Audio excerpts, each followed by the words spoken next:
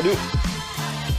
Bon, bienvenue sur Tatami Connexion, votre podcast préféré après les autres. Je suis Jarod, il est Rolly et on est là pour vous faire l'épisode d'actu, le Restons Connectés numéro 117. Cette semaine, pas mal de choses à dire. On va déjà faire un récap de l'UFC Londres. Alors pas de tous les combats, hein, parce que sinon on aurait été obligé de faire un épisode dédié là-dessus, mais quelques combats, en tout cas sur les combattants francophones.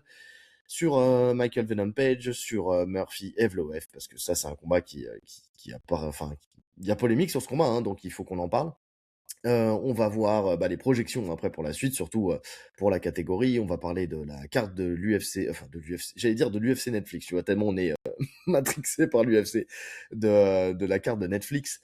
On va parler de la fronde des combattants là, et donc des différents intervenants du MMA qui veulent des salaires plus élevés justement à l'UFC. Donc c'est important d'en parler parce qu'il y a encore des prises de parole qui ont été importantes avec des gens en plus qui ont un nom ou qui ont été un nom à l'UFC. Donc ça c'est plutôt intéressant. Et le changement de paradigme, on va le voir avec Saladin Parnasse aussi. On va parler de William Gomis qui va remonter dans la cage le 9 mai. On va faire une petite digression à la fin sur notre cher et tendre Chuck Norris. Donc voilà, pas mal de choses à dire. On va commencer très rapidement. Avant de commencer, comme d'habitude, Import Fight, notre partenaire du moment. Donc ce site de textile et matériel de sport de combat, que ce soit boxe, MMA ou grappling, vous avez des marques qui ne sont vendues en France que chez Import Fight, alors que ça soit Hit and Move, Primo, Corner ou Pitbull West Coast. Écoutez, c'est des marques de qualité qui sont stylées, donc si vous voulez être stylé en étant différent des autres, c'est avec le lien en description que ça se passe sur Import Fight, et avec le code TATAMI10, vous avez 10% de réduction sur tout le site. J'ai été jeter un œil tout à l'heure, en plus sur le site, il y a des trucs pour les féminines notamment, parce qu'on sait qu'il y a quelques féminines qui nous écoutent. Ils ont pas mal de textiles pour les féminines, qui est plutôt sympa. Donc voilà, ça peut valoir le coup d'aller jeter un œil, tu vois. C'est surtout sur du Pitbull West Coast, c'est plutôt sympa. Donc, allons-y. On commence avec l'UFC Londres qui a eu lieu dans la nuit du 21 au 22 mars à l'O2 Arena. Une carte à l'image de l'UFC Paramount, c'est-à-dire une carte qui était pas extraordinaire, on va pas se mentir. On a eu les débuts de Lawson Keita, donc déjà à l'UFC. Donc Lawson Keita qui a affronté Nathaniel Wood. Cette fois-ci, il a réussi à faire le poids, déjà, première des choses.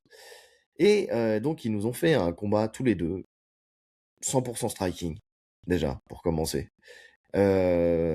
Où c'était très dur à scorer parce que c'était du à toi à moi. Chacun se rendait les coups de l'autre.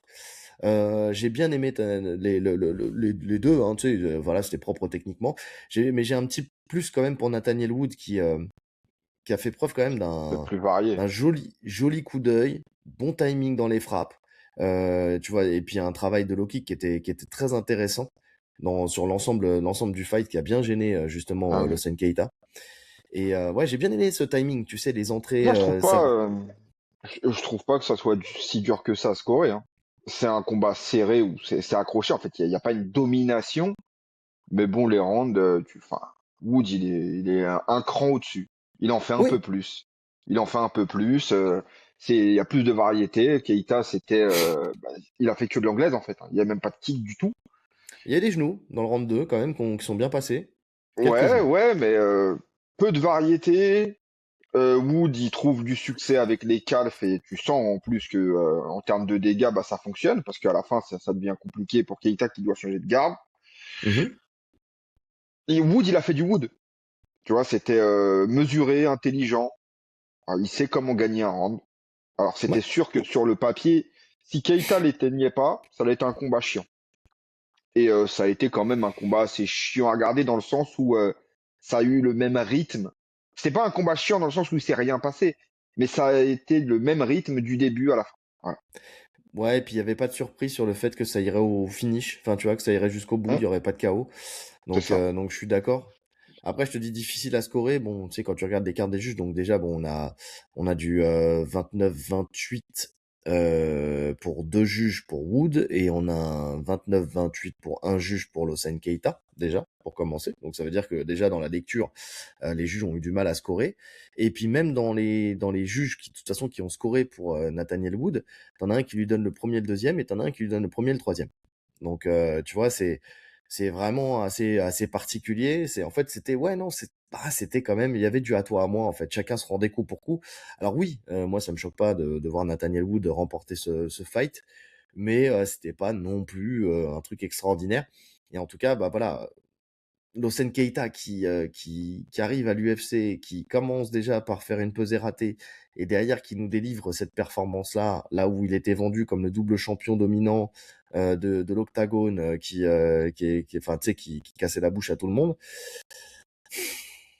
Disons il se heurte très rapidement, tu sais, j'ai l'impression, à un plafond, alors que c'est son premier fight. Alors après, c'est son premier fight, faut attendre un petit peu, parce qu'on sait très bien que quand tu rentres à l'UFC, souvent il y en a qui sont pris par l'événement, mais il avait l'air plutôt détendu, il avait pas l'air stressé, même dans ses interrounds et tout ça. Donc je sais pas quoi en penser. J'attends le prochain fight, mais pour l'instant, en tout cas, je suis pas non plus hypé de fou, quoi. Non, après, je pense que l'opposition aussi fait que quand t'es contre Wood, c'est à ce genre de combat que tu vas avoir le droit. Donc, tu vois, tu lui mets Pitbull, je pense pas que le combat, ça soit la même chose. Le combat sera beaucoup plus ouvert et je pense même qu'il y Hmm, a potentiellement un finish. peut-être. Wood, c'est juste chiant, en fait. C'est chiant à gérer, tu vois, ce profil-là. Maintenant, à voir la suite. À voir la suite. Mais En oui, en tout tout cas, cas, ça remet tout de suite en évidence le niveau top UFC, tu vois. Parce que ouais. Wood, il est même pas dans le top 15, Wood. Non.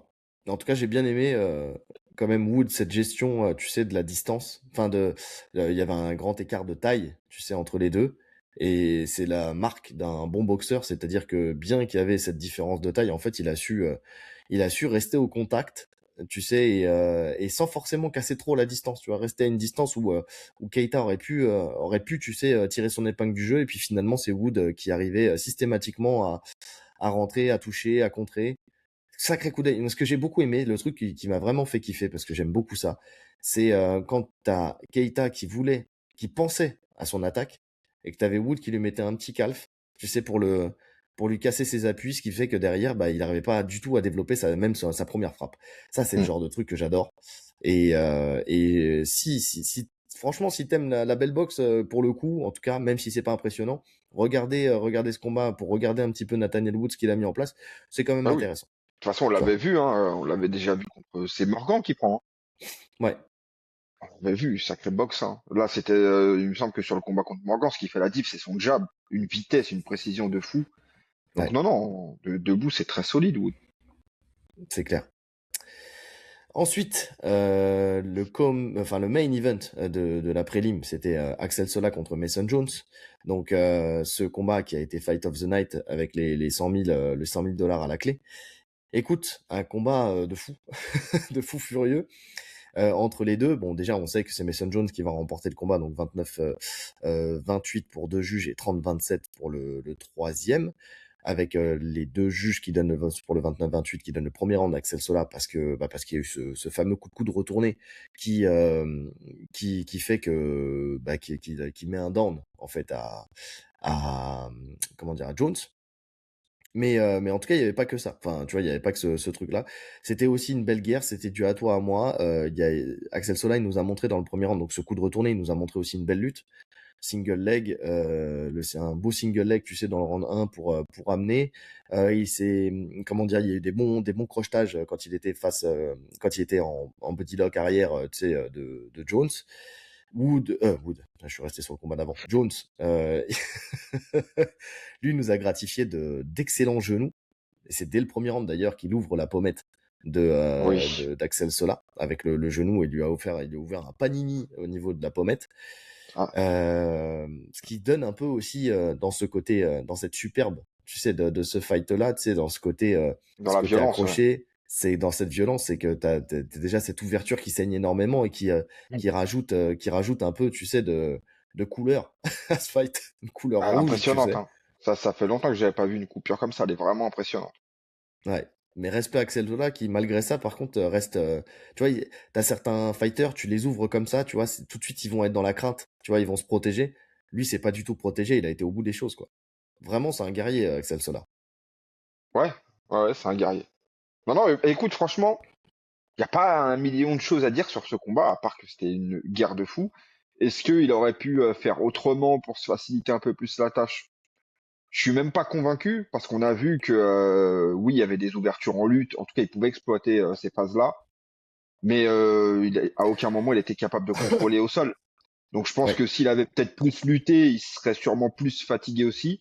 C'est pas pour autant qu'il aurait contrôlé au sol, donc je suis pas sûr que ça aurait changé grand-chose d'avoir plus lutté. Moi, en fait, il a tenté sa chance. La petite erreur, c'est peut-être sur le coup de retourner quand il le touche de venir coller, alors que il aurait peut-être dû plus échanger à ce moment-là. Mais même ça, tu vois, c'est même Même pas ça, dit que parce qu'il est lucide ouais, tout de suite. ouais, c'est vrai en fait, il est passionné. Non. Tu vois, il est passionné, et c'est pour ça que moi, sur le premier round, je suis pas choqué de le donner à Mason Jones. Je suis pas choqué du Et 30-27 parce que c'est pas un don où, tu vois, par exemple, dans le troisième round, il met le high kick, Sola ne tombe pas, mais il chancelle, il titube. mhm. Pour moi, ça a plus d'impact que le coup de retourné. Bah, surtout qu'en plus, ce coup de retourné, il est tout de suite pour moi gommé. Alors après, il y a la partie lutte, tu sais, où quand même il amène et tout ça, Ouais. donc ça score. Oui, mais Mais c'est vrai que c'est tout de il se suite passe. Non, gommé mais par ce genou, tu vois, qui ouvre la pommette. Pour moi, en termes de dégâts, le coup de voilà. retourné ou ce genou, c'est du même acabit, tu vois, pour le coup. Alors c'est sûr que si tu estimes que, que Jones a fait l'ascenseur, bon, bah ça te rajoute ce petit truc en plus. Enfin, va vraiment falloir qu'on parle un jour de, enfin, on en parle tout le temps, mais de cette manière de scorer avec les dégâts immédiats et les dégâts, tu sais, cumulés qui fait que maintenant, enfin, tu sais, moi, ça fausse tout. Moi, j'arrive plus à lire le MMA. Enfin, on en parlera pour le main event, mais je sais plus lire le MMA avec ça. Je comprends pas. J'arrive pas à faire le switch. Mais, mais en tout cas, il y a les amener au sol, en tout cas, qui ont été faites effectivement d'Axel Sola, elles sont pas suffisamment significatives puisqu'il n'y a pas de travail derrière de mise en danger, Bah, soit de soumission, soit de c'est ça. frappe. Donc, pour moi, ça équilibre les choses. Et puis surtout, tu te rends compte au fur et à mesure du temps que tu as une pression, une grosse pression quand même de Jones qui avance constamment. Donc, qui envoie de bons genoux, quels que soient les rounds. Tu vois, envoie donc le bon high kick dans le round 2, effectivement. Sola qui Round est propre, 3. hein. C'est dans le round 3 le high kick. Où il le Non, fait, c'est dans le round 2. High kick où il de le fait Jones. chanceler. C'est dès le début du Euh, round 3. Oui, d'accord. Ok, oui, oui, non, t'as raison. Dans le round 3, effectivement, première action du round 3, il envoie. Mais déjà, dans le round 2, il met un high kick. Mais Mhm. c'est vrai que dans le round 3, c'est tout. Les premières frappes du round 3, il lui envoie le high kick et tu le vois, il fait la chicken Ouais. dance, là. Donc, après, je sais pas si c'est une chicken dance ou si c'est parce que comme Axel Sola, tu sais, il a un corps un peu. Tu vois ce que je veux dire? Non, non, non, il est Quand il, touché. quand il se, quand il Il se est touché, bouge, mais tu sais, il pareil, est. il récupère très vite. Tu vois, franchement, c'est les deux debout, c'était plus ou moins le. Ils proposent pas les mêmes choses, mais c'est dans la dureté et dans ce qu'ils amènent, ça reste le même profil, tu vois. C'est des mecs qui vont aller à l'échange, qui vont prendre des coups, qui vont pas tomber. C'est ouf. Franchement, En c'était fait, impressionnant. moi, ce que j'ai noté, c'est que Sola, il a été propre techniquement. Tu vois, il a des coups corps-tête, des enchaînements qui sont variés, des crochets au corps, il remonte à la tête, du jab, tout ce que tu veux. Mason Jones, lui, c'est peut-être un peu plus rentre dedans. C'est petit buffle qui te rentre dedans et qui t'envoie ce qu'il peut. Mais ce qui a surtout fait la différence, c'est comment dire, sur le fait que Sola, il a perdu de l'impact au fur et à mesure des rounds. Là où Jones a maintenu son niveau d'impact, tu vois, il cognait toujours de plus en plus dur, il mettait de plus en plus de volume, il accélérait, et il y a un moment où il est devenu un peu plus précis, tu sais, sur ses frappes, par rapport à Sola, ce qui fait que, en fait, là où c'était équilibré dans le premier, en fait, il y a un moment où Sola, il est redescendu, même si c'est resté compétitif, et il y a Jones qui, lui, par contre, il a fait une courbe exponentielle où plus on avançait dans les rounds, et plus il était efficace, et plus, en fait, il mettait du volume, et c'était super intéressant, tu vois, de voir qu'il y en a un qui a jamais craqué mentalement et physiquement, là où Axel Sola, même s'il Ça accélère fatigue dans un le peu, ouais. dernier, Ça tu fatigue sens quand qu'il même. fatigue beaucoup plus que l'autre. Et c'est pour ça, tu sais, quand... alors, Tu sais, on est venu me voir en commentaire, enfin pas en commentaire, mais en message pour me parler de Kasata et de ses consignes. Parce que si tu prends entre le 2 et le 3, il lui dit il fatigue, on accélère ou le combat, ou on veut on veut le combat, on lui rentre dedans et la gauche va passer, crois-moi, on donne tout sur tous les échanges, crois-moi, on va gagner ce round. Tu vois. Alors, quand j'écoute ça en première lecture, moi-même je me dis: «Waouh, en fait, il l'envoie au charbon». Tu sens que Jones, il va pas craquer, il va pas le mettre KO et c'est compliqué de tout parier sur un bras arrière, quoi. Tu vois? C'est compliqué. Mais en soi, avec du recul, je me dis, «Qu'est-ce que tu lui dis de toute façon, à part essayer de le galvaniser et de le remonter?» C'est ça. Là, Parce qu'en voilà. fait, c'est juste ça, en fait. C'est que tu es obligé de lui donner un espoir. Tu vois? De lui donner cet espoir-là. De toute façon, on l'a déjà dit plein de fois, et les gens le savent, il y a différents types de coaching. Il y a des moments où il va falloir donner des clés techniques, et puis il y a des moments où c'est simplement de la motivation. Là, on est à la fin du combat, tu sais que ton combattant, il est épuisé, de toute façon, tu le vois. Hein. T'as vu que la lutte, il a tenté la lutte. Hein. Il n'y a pas moyen de le Mmh. contrôler déjà quand toi t'es frais, donc quand t'es fatigué, c'est même pas la peine. Donc ça va se régler debout. Donc voilà, mise sur les meilleures armes de ton combattant et motive-le le plus possible. À partir de là, ce qui fait la différence, comme tu l'as dit, c'est celui qui va craquer mentalement. Ouais. Donc si tu galvanises ton combattant et qu'il y croit, c'est possible qu'il aille le chercher. Et de toute façon, ce genre de combat-là, tu vois, là c'est Mason Jones qui prend la victoire. Tu le refais, je sais pas comment ça se finit. Parce que c'est une guerre ouverte. Bah, je pense que si tu le refais 2 fois, je pense que c'est Jones qui prend l'avantage les 2 fois, tu sais? De ce que j'ai vu, tu sais, dans les mêmes conditions, sauf si, problématique de Ah, je sais cutting ou pas. quoi que ce Je sais soit, pas parce que mais y a un mauvais coup qui peut passer. C'est ouais, mais regarde, Jones, il a fait un combat à l'UFC Paris contre, Oki là, ouais, contre Bolagi. et voilà, il a pris, une série, comme, peu de monde aurait tenu, puis il est revenu et il a accéléré sur les 2 derniers rounds pour aller chercher le fight. Hmm. Il a un excellent grappling, il a une tête de pierre, il envoie tout ce qu'il peut. Tu sens que mentalement, c'est le genre de mec qui est dur à faire craquer. Il a une tête qui respire la bagarre de toute façon. Le mec, il a un nez, laisse tomber. Euh, donc, euh, donc, tu vois, je pense que tu refais 2 fois le fight. T'as toujours autant de cœur des 2 côtés. Mais par contre, je pense que t'as toujours un Axel Sola qui va fatiguer, là où l'autre, il va continuer à accélérer. Parce qu'en fait, c'est son jeu. En fait, le mec, il s'arrête jamais. Ouais, Il c'est vrai que c'est accélère, il son jeu. accélère, il accélère. Tu vois. Ce truc de bagarre, c'est vraiment son jeu. Et c'est vrai que quand tu vas mettre des profils comme ça, qui vont entrer à la bagarre avec lui, ce sera toujours compliqué. Ce sera toujours Maintenant, compliqué en face. est-ce que tu peux le prendre différemment et essayer de ne pas rentrer dans cette bagarre? Parce que, alors certes, tu gagnes 100 000 balles et tu marques les esprits, mais tu perds le fight, tu vois? Et enfin, c'est le premier fight que tu fais dans ta vraie KT et tu viens de perdre. Est-ce que tu peux le faire différemment? Est-ce que tu peux moins rentrer à la bagarre? Est-ce que tu peux un peu plus kicker? Tu vois, parce que tu avais quand même une taille, une plus d'allonge du côté d'Axel Sola. Est-ce que tu peux lutter avec beaucoup plus Ben, d'efficience? Tu sais, il c'est-à-dire avait parce que dit, Axel Sola, il a parlé de ça. Il a dit que les kicks faisaient partie du de la game plan. stratégie et qu'il devait les mettre en place, mais que une fois dans la cage, il les a pas sentis. Il n'a pas réussi à les sortir parce qu'il le sentait pas. Tu vois, Ouais. il y a aussi ce truc-là dont on parle jamais, c'est que oui, des fois, il y a des game plans que tu fais sur papier, mais une fois que tu es devant ton adversaire et que t'es face à lui, il y a des trucs que tu juges pas possible sur le moment, tu vois. Ouais. Tu sens pas l'ouverture. C'est ça. C'est ça, Ouais, alors non, que on est d'accord.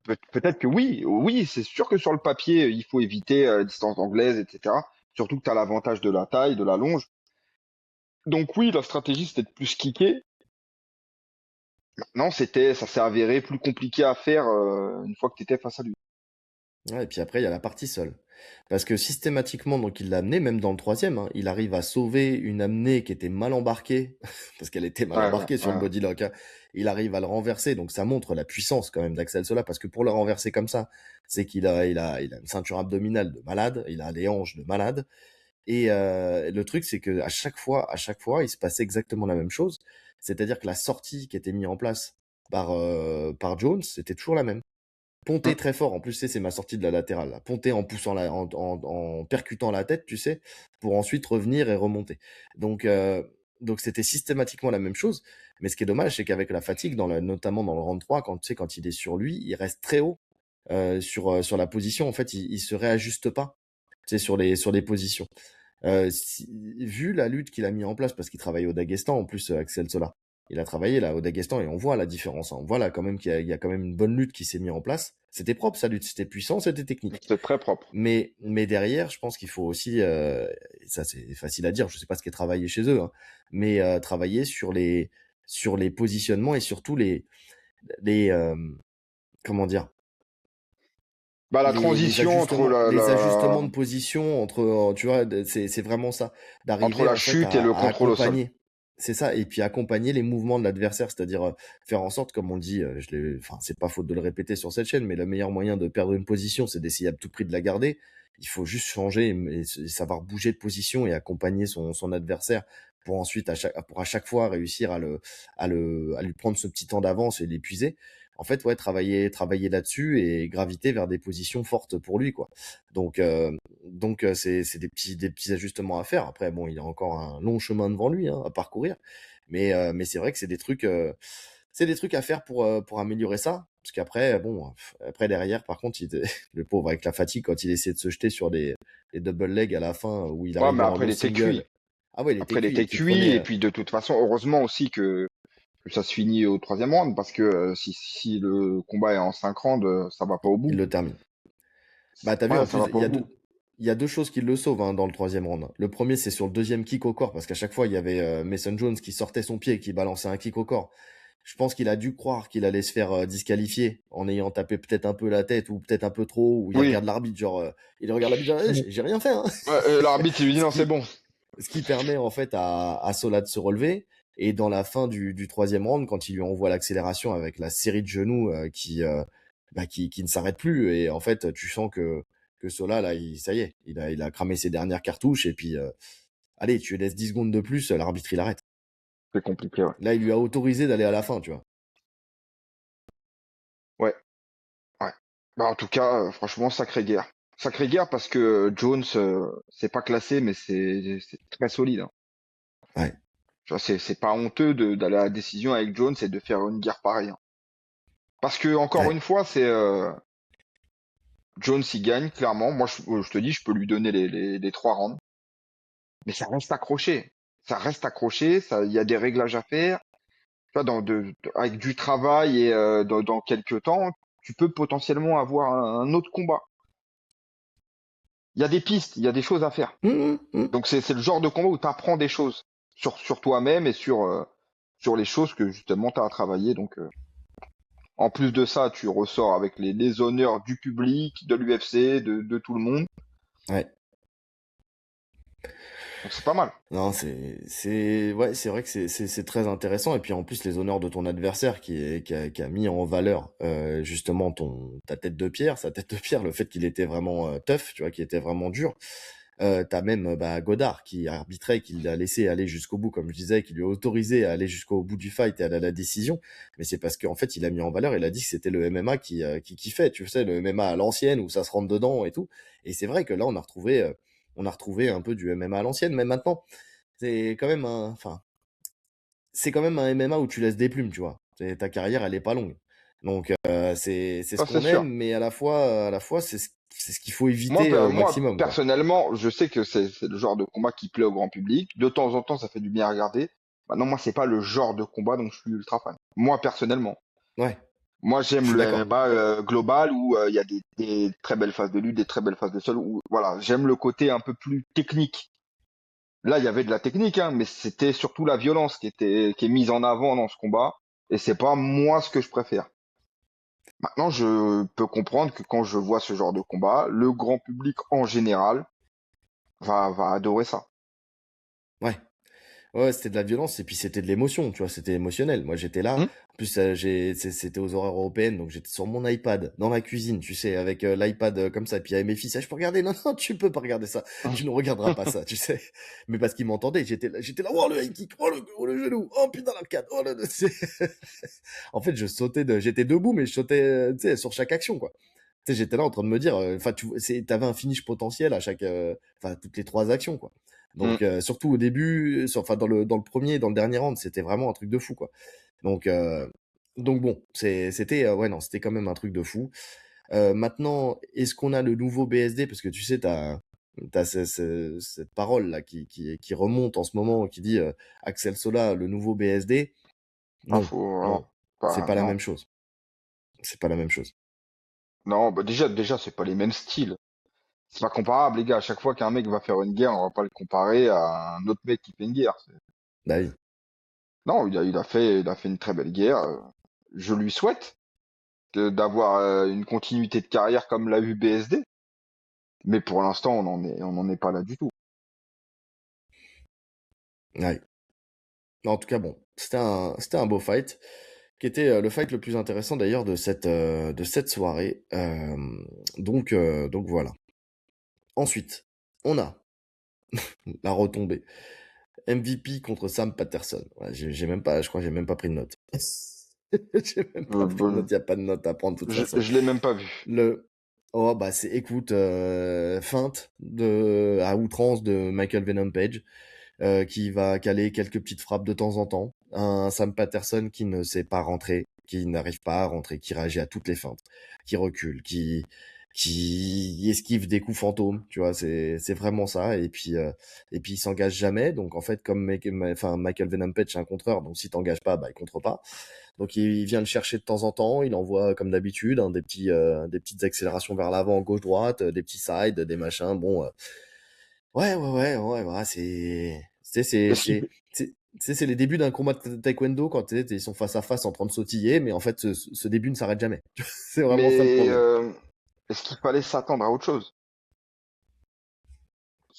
C'est le style MVP, hein. MVP, franchement, pour avoir regardé beaucoup de ses combats, hormis des finishes qui étaient spectaculaires, mais l'ensemble des combats, c'est toujours très chiant.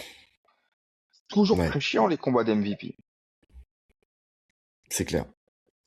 Le Et truc là, le en plus plus, en intéressant, fait, il est en mode grève dans la cage, tu vois. Pour contrer les problèmes avec l'UFC, et en fait, alors il fait le minimum syndical. je sais pas si c'était en mode grève parce qu'il a quand même dit qu'il était déçu de sa prestation.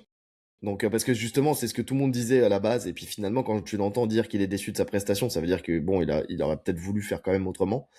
Mais c'est vrai que par contre il est en guerre contre l'UFC. Le truc le plus intéressant justement de MVP c'était son entrée où il rentre sur They Don't Care About Us de Michael Jackson, tu sais, où en plus il prend vraiment le temps de laisser la chanson, tu sais, se dérouler. Il fait une entrée qui est très longue, mais pas inintéressante parce que joli petit déhanché le Michael Venom Page. Et en fait, c'est clairement un message qu'il envoie à l'UFC, et on en parlera tout à l'heure hein, quand on parlera des salaires et de la fronde qui est en train de monter. Mais oui, en fait, j'étais dans Carabalas, ils s'en foutent de nous, tu sais, et c'est vrai, c'est très vrai. Et donc voilà, voilà, on garde ça et c'est un léger prémisse de ce qui va se passer après. On va en parler après. Ensuite, on a Liron Murphy. Je parle pas du Comain, hein. De toute façon, je l'ai pas vu, je me suis endormi. Parce qu'avec MVP, là, tu sais, ça a été dur, j'ai piqué du nez et j'ai pas eu le temps de le revoir de toute façon. Et puis de toute façon, le combat qui nous intéresse surtout, c'est Liron Murphy contre Mosvar Evloev. Donc ce main event qui était aussi une demi-finale pour la ceinture. Déjà, la scorecard, déjà pour commencer, parce que c'est assez intéressant de parler de la scorecard tout de suite, comme ça on jugera après, toi et moi, en fonction de ça. Donc on a un 48-46 pour Evloev. On a un autre 48-46 pour Evloev et on a un 47-47, donc match nul pour pour personne, puisque c'est un match nul. Donc on va chercher un vainqueur quand il n'y en a pas. Tac, tac, tac. On a le premier, pour ceux qui ont donné le 48-46, on a le premier, le troisième, quatrième et cinquième, à chaque fois pour Evloev. Le deuxième pour Murphy. Et on a donc en fait finalement un match nul, quand même, c'est un 9-9 sur le round 4, puisqu'il y a un point de pénalité à cause d'un deuxième coup au parti qui arrive dans ce round 4. Il y en a eu un round 3, un round 4. Et ouais, en plus, un gros coup au parti. C'est un coup au parti qui fait polémique d'ailleurs. Donc, parce que les gens disent, ouais, il aurait pas dû avoir de points de pénalité. Bah, je sais pas. Il y a un moment, soit on met les choses en place pour éviter d'avoir des doigts dans l'œil et des coups dans les parties, soit on met pas en place. Donc, il en met deux. Le premier, avertissement. Le deuxième coup dans les parties, sanction. écoute, En fait, voilà. le problème de ça, c'est que c'est une libre interprétation arbitrale. C'est-à-dire que si on est d'accord que dans tous les combats qui se passent, au deuxième coup dans la coquille, il y a un point en moins, ok. Hmm. Le problème, c'est que là, c'est pas le cas. Il y en a qui vont mettre 4 coups dans la coquille en un combat et ils n'auront pas de point de pénalité. Tu vois, donc en Ouais. fait, c'est ça qui fait débat. Le débat, il est juste sur ça. Moi, ça me choque pas le point de pénalité. Je suis plutôt d'accord avec ce truc. Là où je trouve ça dérangeant et où les gens s'interrogent, c'est que c'est mal fait dans le sens où en plus déjà t'as Godard qui est anglais, c'est en Angleterre contre un Anglais. Tu vois, il y a tout ça qui rentre en compte. Il y a tout ça qui rentre en compte. Oui, mais dans un combat précédent, tu sais, comment, justement, c'était Geji contre Pimblet, même si ça, il l'a pas mis et qu'il a regretté, parce que ça s'est fait, il a vu la vidéo après, il avait quand même dit qu'au deuxième, il mettrait un point de pénalité au deuxième IPOC, tu vois. Il l'a pas fait parce que ça, pas parce qu'il l'a pas vu sur le coup, mais en tout cas, et puis il l'a vu qu'après sur l'image de la vidéo, il est pas revenu dessus et il aurait pu revenir dessus, mais bon. Mais voilà, en tout cas, c'est une règle qu'on peut mettre en place. Mais en tout cas, il avait déjà, à cette époque-là, menacé de dire, voilà, si tu fais un deuxième, tu auras un point de pénalité. Lui, ça a l'air d'être une ligne de conduite qu'il a l'air de commencer à suivre et d'influer, en tout cas d'essayer de faire influer à l'UFC. Donc, c'est pour ça que ça m'a pas choqué, parce que ça m'a fait écho déjà à ce combat-là où, en fait, il avait déjà dit, deuxième fois, voilà, t'as une chance, deuxième, t'es pénalisé. Ouais, écoute, s'il le fait tout le temps, bah au moins les gens le sauront. Tu Ouais, vois, maintenant, ouais, faut que ça ouais. soit constant sur ça. Ouais, parce qu'après, tu fais avec l'arbitre que tu as aussi, même si c'est pas commun, mais si tu sais que cet arbitre-là, il fait ça, bah voilà. Tu sais, t'as des arbitres, au bout d'un moment, t'apprends, hein. Tu sais, même dans le grappling, dans le jiu-jitsu brésilien, tu sais que t'as des arbitres qui donnent les points plus vite que d'autres, tu sais qu'il y a des arbitres, enfin, tu sais, t'apprends, tu sais, en Mhm. FFL, tu sais qu'il y a cet arbitre-là, si tu mets un pied dehors, il te donne le point enfin, tu sais, un point à ton adversaire, il y en a d'autres, c'est ça va les deux pieds, il y en a un qui vont te dire c'est si tu pousses, il y en a c'est si t'es collé. Il y a toujours des interprétations, de toute façon, dans les arbitres. Donc après, faut juste le savoir, quoi. En tout cas, donc les rounds, enfin, on a tout entendu sur ce fight-là parce qu'il y a eu polémique. Il y a eu polémique parce que effectivement, moi personnellement, en première, deuxième, troisième lecture, je vois Murphy. Je peux aller entendre et encore. Tu vois, ce qui est marrant, c'est que je peux entendre le match nul. Tu vois, moi, s'il y avait match nul, je le donnerais vis-à-vis du round 3. Toi, tu vois, tu m'as dit s'il y a match nul, tu le donnes. Enfin, toi, tu vois même plus un match nul, mais tu le dirais vis-à-vis du round 1. Tu vois, donc déjà, rien que là, Attends, en déjà, on n'est fait, pas. il faut que je fasse mon calcul en tête. Parce que si mon calcul est bon, c'est match nul ou victoire, Murphy. ou victoire Si on Murphy. suit à ce que tu m'as dit tout à l'heure. C'est match nul ou victoire Murphy Ouais. dans mon scoring. Quand tu prends ma décision, la plupart, c'est match nul ou voire Murphy. Pas un ne donne Evloef. Moi, très clairement, alors oui, tu sais, quand on en parle sur Twitter, je crie au vol, tu vois, parce que j'estime qu'il y a vol. Je vois, par exemple, bah, t'avais Alex Herbinet qui disait il faut pas le juger. Alors c'est une ligne, hein, faut pas juger ce fight parce que Evloev n'a pas lutté. Bon, je sais pas, en tout cas, je sais pas s'il y en a qui l'ont jugé comme ça. Moi, c'est pas un critère. Enfin, tu vois, c'est pas parce qu'il lutte pas que je lui retire des points d'office parce qu'il lutte pas. Non, il décide de boxer, je juge sur la boxe. Ils ont fait un combat de boxe, je juge sur la boxe. Derrière, je me dis, de toute façon, le vrai avis qui compte, même si on le revoit, même s'il faut le revoir, parce que tu sais, on en parle avec les gens sur Twitter, enfin moi j'en parle avec les gens sur Twitter, et à chaque fois je dis ouais bon il faut que je revoie le fight, tu vois, il faut que je revoie le fight, et puis je vais voir si je suis dans le vrai ou pas, tu vois. Mais en vrai de vrai, celle qui compte, c'est la première lecture, c'est la lecture à chaud, parce que celle des juges, c'est la lecture à chaud, ils revoient pas le Hein. fight, eux. Donc ce qui compte, c'est ton impression sur le moment. Sur le moment, je vois Murphy. Je vois 1, 2, 3 Murphy, je vois 4 et 5 Evloef. Et bah moi, en fait, je suis incapable de scorer le premier round. Après, sur tous les autres rounds, je suis d'accord avec toi. Je vois 2-3 Murphy et je vois 4-5 Evloev. Alors justement, pour BD, tu vois là, quand j'ai pris mes notes, J'ai vraiment essayé de noter les, les vraies frappes significatives. Si on parle de, allez, pour essayer de parler, parce que, allez, je me suis dit, on va essayer de suivre ce côté de frappe, tu sais, dégâts directs et dégâts cumulatifs, avec le dégât direct qui est plus important que le dégât cumulatif. Ce que je trouve déjà aberrant, parce que si tu mènes, et je le redirai toujours, 4,55 d'un combat et que tu prends une grosse frappe à 5 secondes de la fin, en quoi on te donne le round? Si t'as fait tout le taf pendant 4,55, déjà, pour commencer. Moi, c'est vraiment un truc, je peux pas l'entendre. J'y arrive pas. Bah, Tu vois? oui, tu peux pas C'est, l'entendre, mais c'est le scoring actuel, en fait. oui, d'accord. Mais en fait, c'est ça qui fait que, genre, en fait, j'arrive plus à regarder le MMA en ce moment. J'ai plus envie de regarder le MMA en ce moment parce qu'en fait, je trouve ça d'une injustice folle. Hmm. C'est ce qui fait que j'arrive plus alors visiblement, j'arrive plus à lire le MMA, j'arrive plus à lire un scoring. Donc, en fait, ça me donne très peu d'intérêt à regarder les fights parce que je me dis, en fait, bah, pour moi, je vais ressentir de l'injustice tout le temps. Et puis, alors, je sais pas si c'est mon TSA, TDAH qui ressort dans ces moments-là, mais moi, l'injustice, je peux pas. C'est vraiment, ça fait, Ouais, je mais peux pas. C'est, sur le premier round, c'est pas ce qui s'est passé, c'est pas ce qui s'est passé, là. bah, non, quand je le vois, non. Mais quand je vois les juges qui le donnent à Evloef, bah, moi, je trouve que c'est Non, injuste. mais Regarde, je te dis ce que j'ai noté sur le premier round. Beaucoup de déchets de part et d'autre, déjà.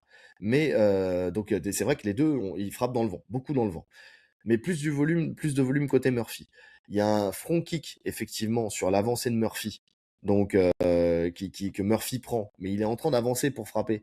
Donc, il est plus sur ses appuis. Donc, oui, alors visuellement, il part très loin. Mais il y a pas comment dire, il n'y a pas un impact, tu sais, je me dis pas, ouais, il était prêt de le finir sur ce front kick. C'est juste que ça nous est tous arrivé de prendre un front et puis de reculer de 10 pas, tu vois. Quand t'es là, t'allais pour frapper, le mec, il te met un front dans le timing, volontaire ou involontaire, tu recules de 10 mètres. Oui, ok, c'est visuel, mais c'est pas non plus, tu vas pas finir un mec là-dessus. Ensuite, t'as un high kick de Murphy juste derrière. Donc déjà, pour moi, le high kick prend le dessus sur le front kick, déjà, pour commencer. Ensuite, on a un middle d'Evloef, effectivement. Il y a à nouveau un front kick de Murphy, il y en a même deux. Un middle d'Evloef. Donc le front kick qu'il met Murphy, pour moi, c'est du même acabit que celui qu'il a mis l'autre. Hein. C'est juste qu'il était plus sur ses appuis. Low kick plus middle de Murphy. Coup de coude retourné dans le vent d'Evloef. Et voilà. C'est les actions fortes que je note dans ce round. Si je fais le cumulé, je vois des low kicks, je vois du middle de Murphy, je vois un high kick de Murphy, je vois plus d'action pour Murphy que pour Evloef, en sachant que les deux font beaucoup de déchets. Bah, je mets quoi? bah Et plus de moi, volume. Et en plus, au cumulé, je mets plus de volume côté. Il y a plus de volume, en plus, même noté dans les statistiques, côté Murphy. bah, tu vois, je suis incapable de les séparer sur la partie boxe. Pour moi, il y en a pas un qui prend l'avantage. Il envoie plus de frappes, mais il y en a énormément qui sont bloqués. Je vous, tu vois, je peux le scorer Hmm. match nul, ce round. Je peux le Ouais, scorer mais match nul. Je peux entendre Murphy. Je peux entendre Evloev si on prend en compte le fait que on n'arrive pas à séparer sur les frappes et qu'on prend l'occupation de la cage et la pression constante, c'est lui qui met la pression. Moi, pas ce tant que ça dans le round, round 1. Pas ah tant si que quand ça. même. Ah si quand même. Ah si quand même. En Mais fait, après, attends. il boxe en reculant. Murphy, oui, Murphy se met volontairement, mais ça a coûté plein de combats à plein de gars. Ils le savent, ça. C'est un risque à Ouais, mais prendre parce bon. qu'il s'attendait à ce qu'il lutte. Il s'attendait à ce qu'il lutte. Murphy, il défend très mal à l'ouvert. Il voulait défendre dos à la cage. Donc, il se met volontairement dos à la cage. Mais il recule, Et, non, il est jamais dos à la cage. Il recule, il prend de l'angle, il avance, il frappe, il recule, il oui, mais en retourne. tout cas, c'est lui qui est Donc, hors du, c'est lui qui subit la pression. C'est lui qui recule. ouais. Allez, allons-y, si tu veux. Mais pour moi, donc, C'est lui qui recule. Je mais dis c'est pas lui qui que touche le plus. C'est lui qui ça touche le lui, plus, qui a le plus voilà. de frappe, tu vois. Franchement, Autant. frappe significative pour moi. Parce qu'il y a frappe significative des statistiques, il y a frappe significative que tu vois. Pour moi, on est vraiment sur du 50-50. Hein. Je vois pas une différence d'un côté comme de l'autre. Euh, Pour moi, c'est la bah, définition d'un match nul. Le round ouais, dans tous 1 les. résume le combat. Tu vois, c'est voilà. Fallait scorer que le round 1 et tu donnes un match nul. Attends. Dans le round 1, attends. Murphy. En frappe significative, on est à 14 contre 11. Légèrement plus. Tu vois. Mais sur Ouais, 49 et envoyés, t'en as 14 qui touchent véritablement, et sur l'autre, sur 31 frappes envoyées, t'en as 11 qui touchent. Donc tu as quand même beaucoup plus de volume, même si ça touche pas. Ça veut dire qu'il y a plus d'activité, même si tu prends pas juste, même pas que les frappes significatives. Si tu prends même les frappes globales, t'as quand même plus de volume envoyé côté Murphy. ouais, mais volume, si tu fais du shadow dans le vide, c'est du volume. Oui, non, mais on est d'accord. Mais je veux dire, ça veut dire qu'il y a quand même, il y en a un qui était plus. Alors oui, il avance, mais en fait, il avance pour rien, quoi. Il est dans le vent. Tu vois ce que Ah je bah veux dire? non, parce qu'on peut dire qu'aussi en pourcentage de réussite, celui qui en a envoyé moins, il a touché plus. Oui, ouais, si tu veux. Si tu veux. Mais en tout cas, voilà, je donne le round, je donne le round 1 à Murphy les 3 fois parce que même visuellement, à chaque fois, sans parler de frappe significative, enfin, comment dire, sans parler je sais plus ce que j'allais dire d'ailleurs. Enfin, je donne le round 1. Et quand tu regardes en plus, derrière, quand tu sais, en début de round, t'as les fils Twitter avec les combattants sur le côté qui donnent le round 1, les deux trucs qui ressortent, c'est le round 1 à Murphy. Ouais, je sais pas, j'ai pas vu ça, mais oui, je te dis, ça me choque pas. D'un côté, de l'autre. Ensuite, round 2, Murphy qui gagne. Bon, ça, je pense que tout le monde le dit. Il y a belle droite de Murphy, middle de Plus de Murphy, succès, ouais. beau Il jab de commence à Murphy. toucher, Voilà, bras il prend arrière d'Evloef, confiance. c'est ça. Middle de Murphy, beau middle d'Evloef, plus de déchets côté Mosvar. Je trouve qu'il y a toujours plus de déchets côté Mosvar que de côté Murphy, et ça c'est valable en boxe sur tout le fight. Sur tout le fight, je vois la même chose. Et Murphy alors tu vois, je le note en plus, Murphy boxe en reculant mais touche plus. Tu vois. Ouais, non, Moi mais pour dans, moi dans c'est le pas round un 2, là, défaut de boxer en reculant. dans le round 2, on est assez clair, hein, là. Je pense que personne, de toute façon, remet en cause le round 2. C'est ça, c'est pour ça on passe rapidement dessus. Round Murphy. Round 3, side au corps, Murphy. Genou au corps, Murphy. Euh, qu'est-ce que j'ai écrit? Amené au sol de Mosvar. Mais t'as Murphy qui se relève facilement, il n'y a pas de dégâts. Mhm. Donc c'est une amenée qui est là, mais qui score en rien finalement. Bras arrière de Murphy. Premier coup dans les parties. Ensuite, front kick de Murphy. Gros coup de pied retourné à la tête de Murphy. Ouais. Toujours autant de déchets dans les frappes de Mosvar, bras arrière de Murphy dans l'échange, middle au corps, overhand de Murphy, gauche-droite Murphy, jab à la tête, corps, bras arrière, corps, tu vois, il fait un enchaînement jab-tête, Non, non, jab-corps mais il domine. et bras arrière-corps. Et Mosvar, soit c'est bloqué, soit c'est pas à distance. Ensuite, t'as Mosvar qui lance un coup de poing retourné, et là, tu sais, je mets les 2 points d'exclamation, on sait, coup retourné, coup où tu sens Pas de que bah, solution. tu tentes ta chance, tu vois, t'as ta cour de solution.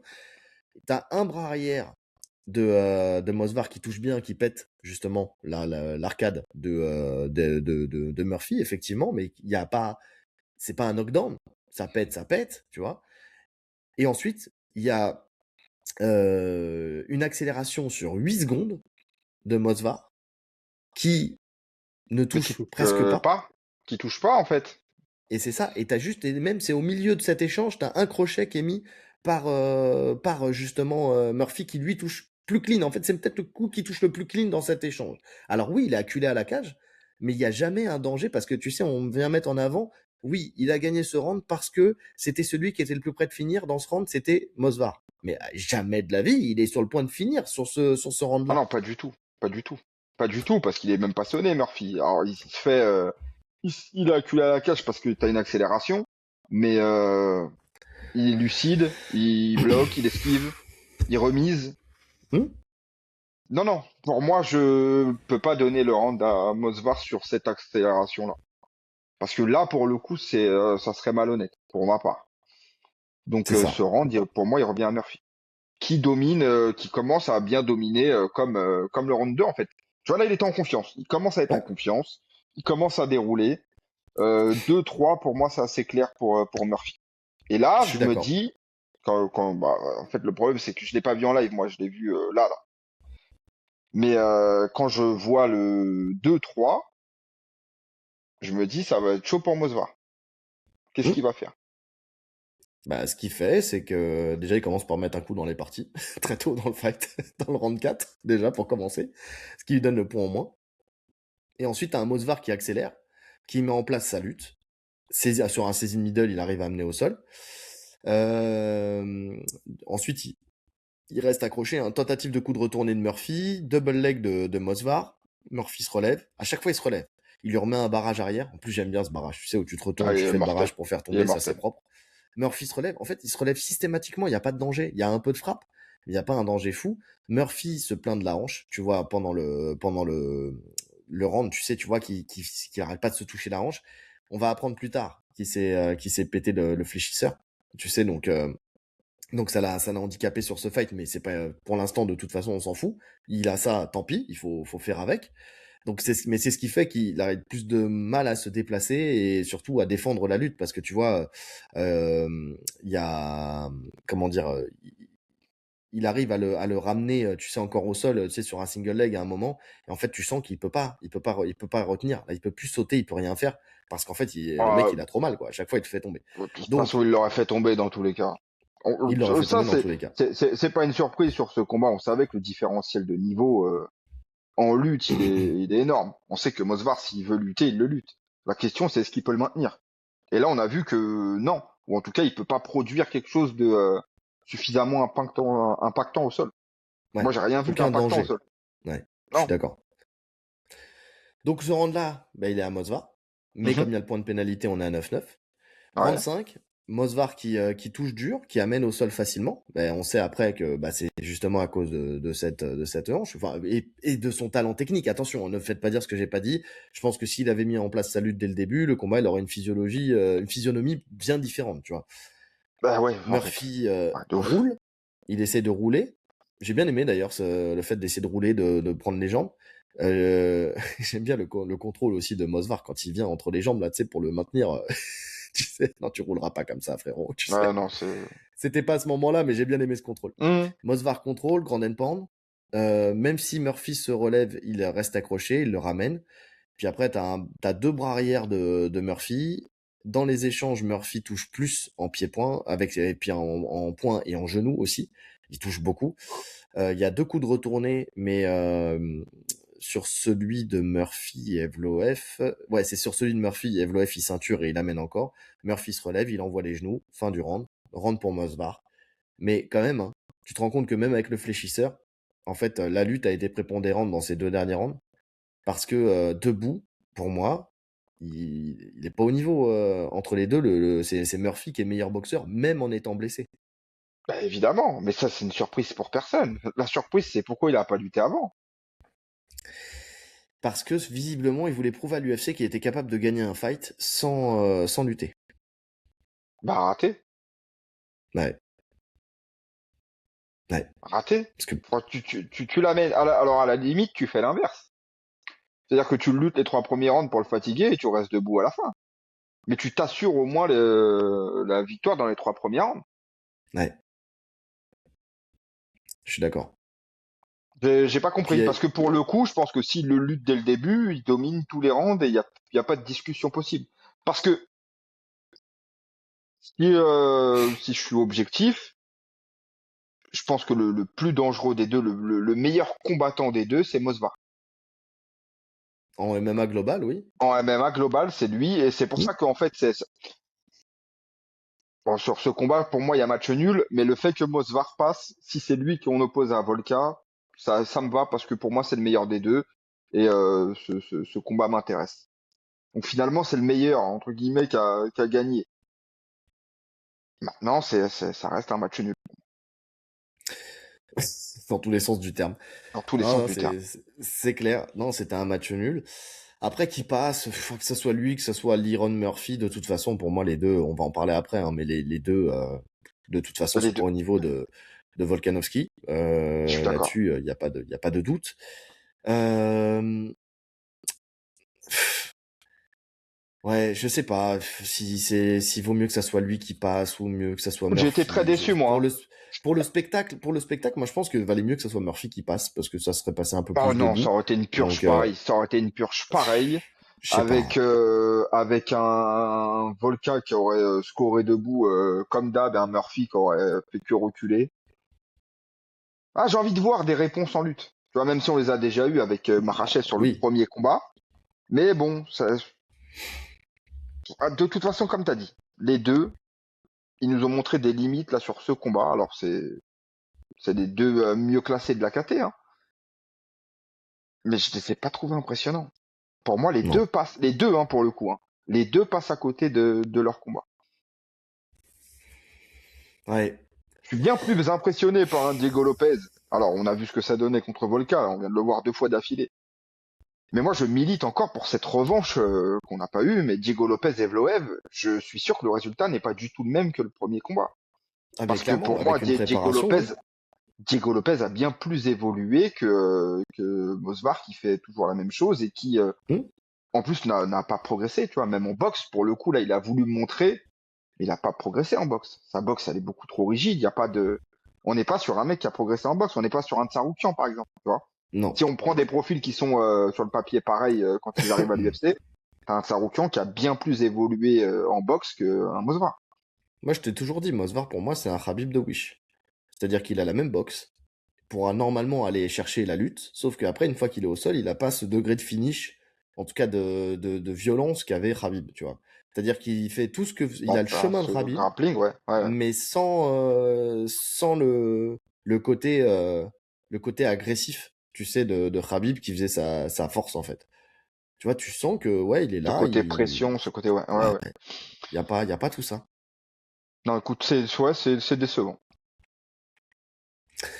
Ouais, ouais, je suis d'accord, je suis d'accord. Après, alors il y en a qui disent que Liron Murphy a accepté sa défaite et que il a été, enfin que même lui a reconnu sa défaite. Tu sais, pour justifier pour ceux qui prennent le parti du fait il ait perdu ce fight légalement, tu vois. C'est pas ce qu'il a dit après hein, sur les réseaux. Hein. C'est sur le coup, je pense que voilà, il a accepté sa défaite parce que voilà, ça a été dit. Mais je pense que dès qu'il a revu le fight, après, il a été sur Twitter et il a été dire comme quoi il avait jamais perdu ce Est-ce que combat-là. tu peux me redonner le scoring des Mais juges par bien rapport au sûr. round? Alors, on a premier, on a que le deuxième en fait. Pour ceux qui donnent pas le match nul, où là ils donnent le premier, deuxième, et après c'est 3, 4, 5 pour Evloef. Sinon c'est seulement le deuxième pour Murphy, et ensuite le reste c'est pour Evloef. Seulement le deuxième pour Murphy. Ouais, ouais, ils sont durs. Ouais, ils sont durs. Ah ouais, non mais je sais pas quel match ils ont vu, hein. Mais ils ont pas vu le même que moi, je te jure. C'est Et je te dis, il y a Aljamain Sterling aussi qui a pris la parole sur Twitter, qui a pas arrêté de débattre avec des gens où lui aussi il trouve que c'est une honte. Non, il y a pas mal de... Ouais, ça a fait parler. En fait, ça a fait parler chez tout le monde. Ça fait parler ici, ça fait parler aux États-Unis, ça fait parler partout, tu vois. Mais ouais, non, ce fight-là, il est pas extraordinaire, hein. Enfin, en tout cas, il est pas... Enfin, il a- ouais, il fait polémique. De toute façon, là, il y a beaucoup de matchs qui font polémique. Mais je te dis, moi, c'est... Je sais pas, j'ai pas la lecture, j'arrive pas. Ce côté des dégâts cumulatifs, en fait, ça veut tout dire et rien dire. En fait, si tu donnes, parce qu'on l'a déjà dit et on va le redire vite fait, juste vite fait. Mais donner une impression de violence, c'est pas donner de la violence. Tu vois, quand tu vois fin de round 3 où on vient me dire qu'il a été proche de finir, les gars, il y a un ralenti. Autant tu peux avoir cette impression de base et encore. Parce que il suffit de regarder, tu te rends compte qu'il y a il y a du déchet. Mais derrière, tu peux pas le. Quand tu le revois après derrière, tu as un ralenti.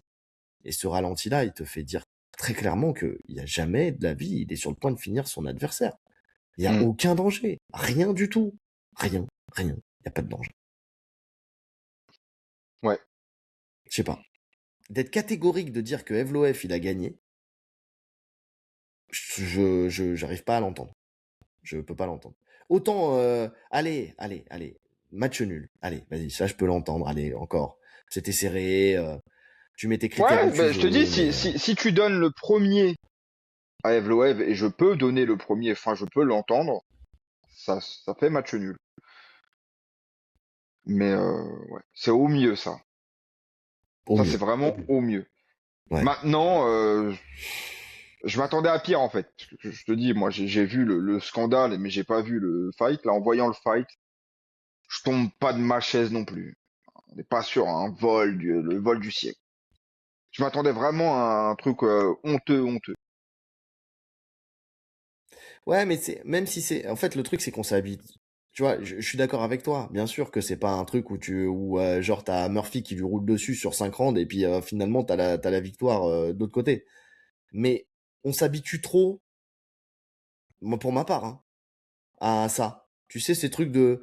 En fait, on a eu combien de débats là ces derniers temps sur des fights où ouais, mais je tombe pas de ma chaise, c'est pas honteux, honteux. Si on Bah, parle, faut pas parler de alors, vol. Si on parle de, tu vois, le truc c'est à chaque ça. Mais en fait, UFC, derrière, à chaque UFC. derrière, il y a une suite de carrières qui se joue.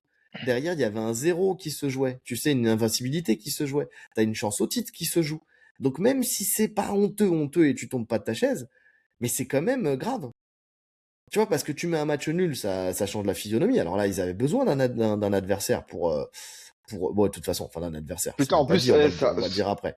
Mais ça aurait arrangé l'UFC, un match nul, je pense, hein. Parce que ça tu aurait rebookes ce peut-être. fight, en Ouais. attendant, tu balances l'autre au title shot. Moi, C'est j'ai envie de te parfait. dire. J'ai envie de te dire, je suis pas sûr que ça soit Evloef le prochain. Mais on va en parler juste après, mais je suis pas sûr.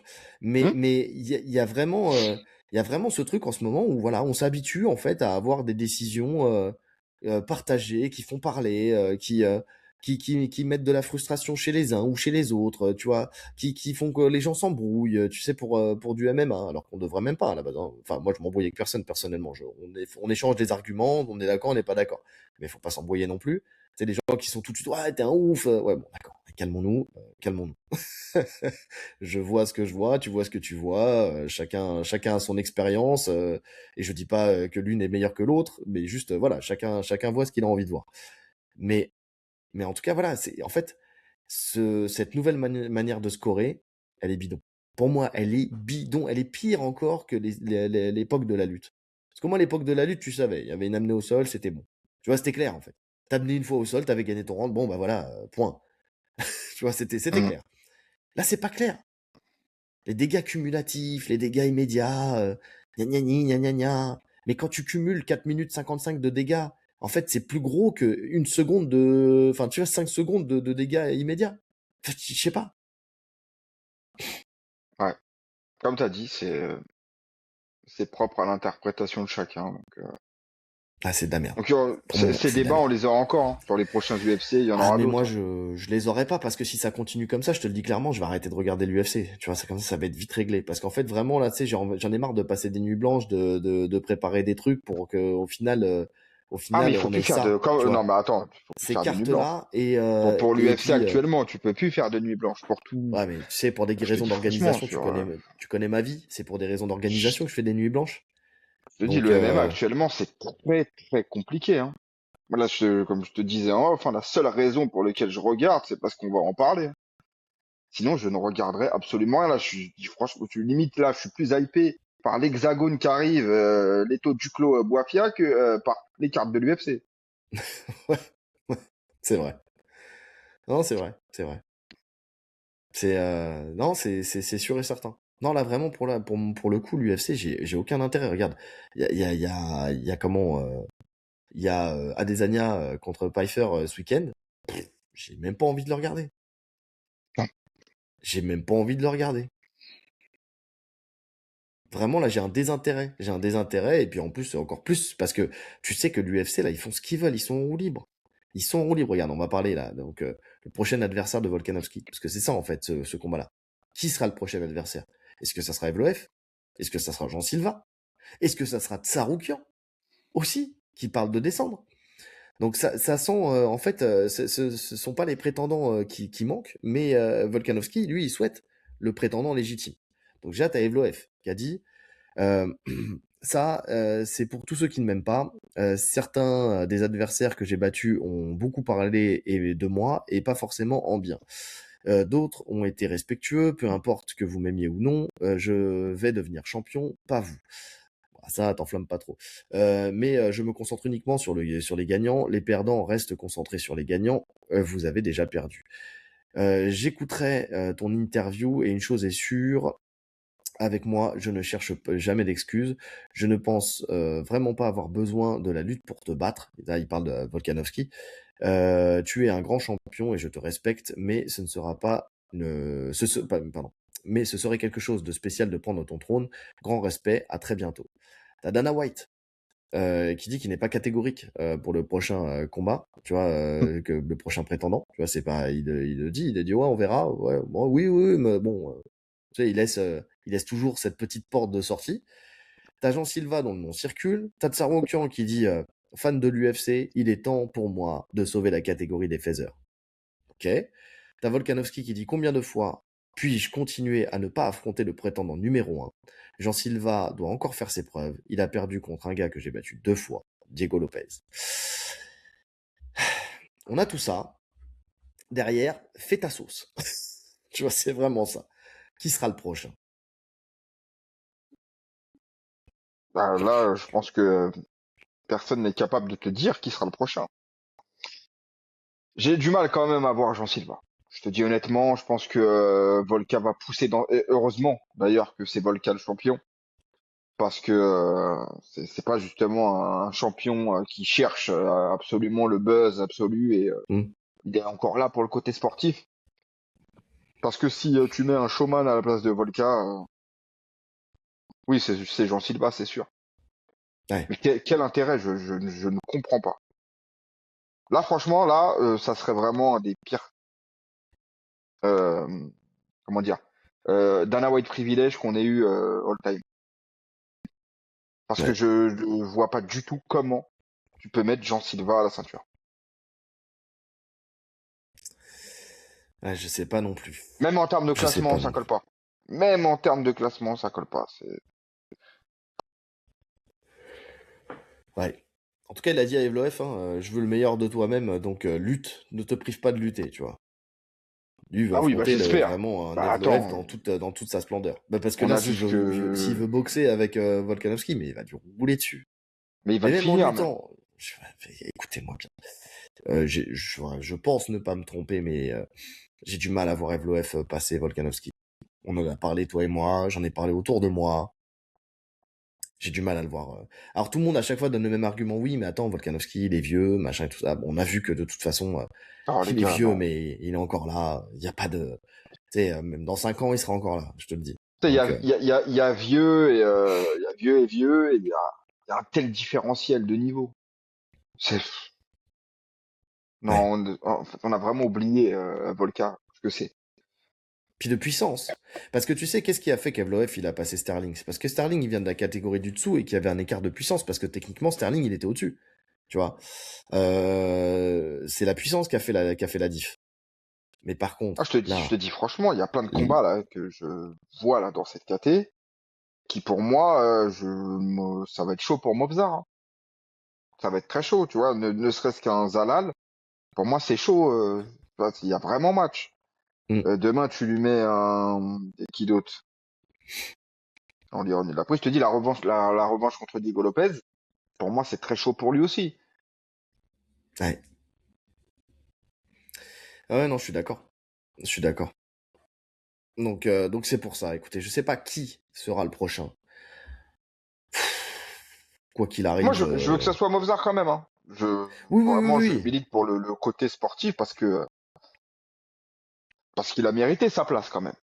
Tu vois, là, alors là, sur ce combat-là, pour moi, il y a un match nul, mais ça n'empêche que le mec enchaîne quand même les victoires depuis un moment, Bah, depuis toujours.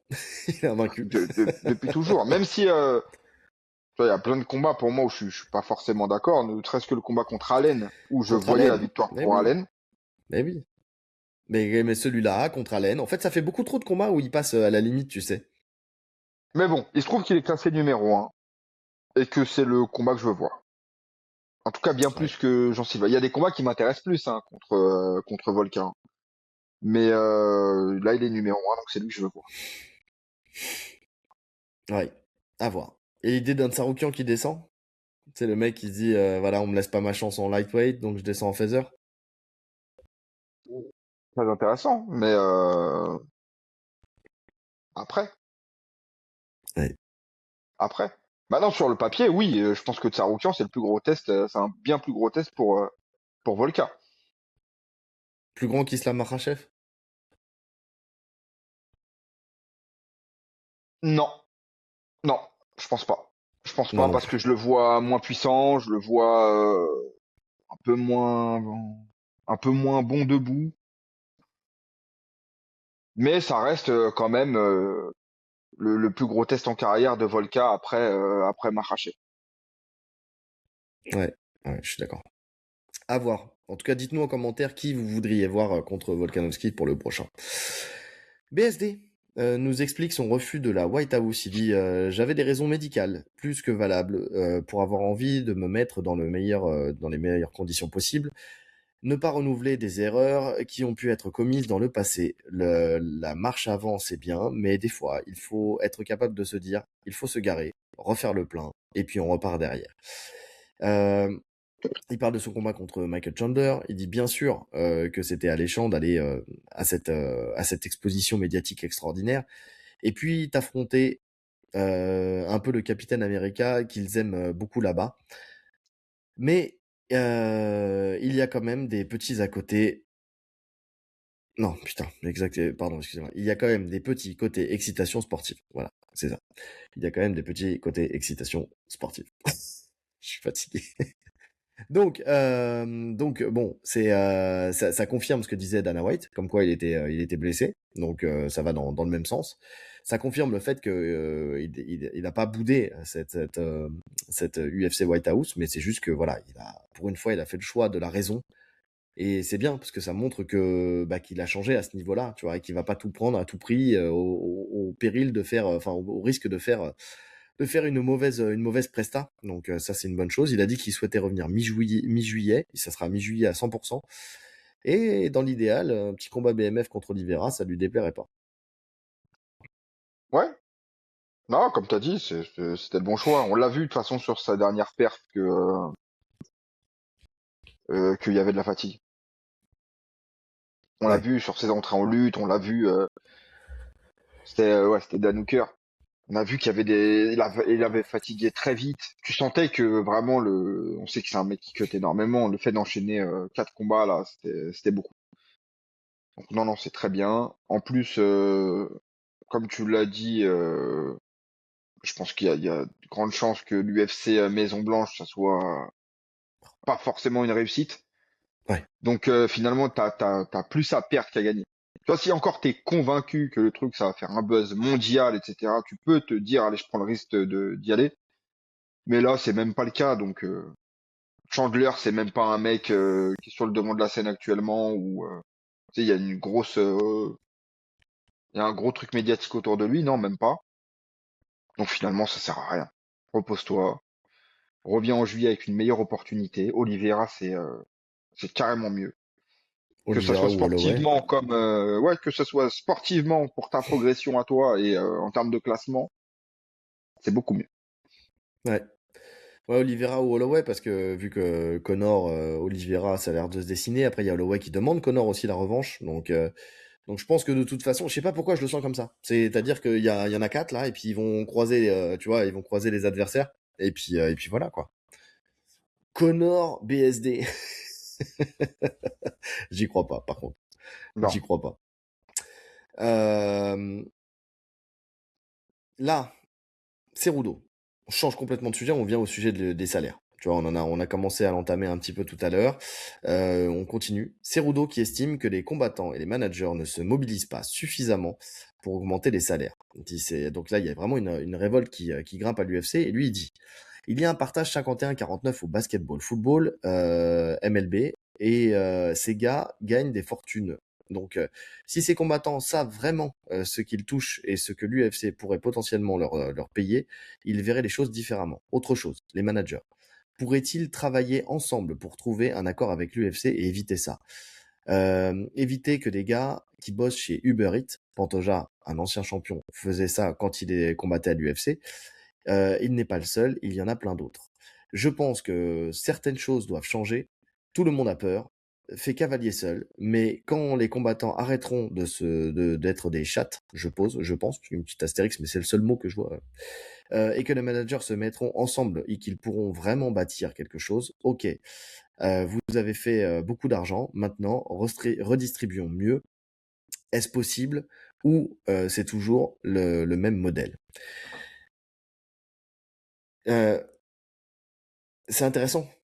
Parce que c'est vrai que l'UFC joue là-dessus, sur la division des combattants. Tu sais qu'ils promettent de mettre bien l'un par rapport à l'autre, que toi, si t'es vraiment un compagnie man, bah, tu seras mieux vu, et tout ça. Et au final, tu te rends compte que les gens, en fait, ne s'associent pas là où, en fait, ils seraient beaucoup plus puissants à plusieurs.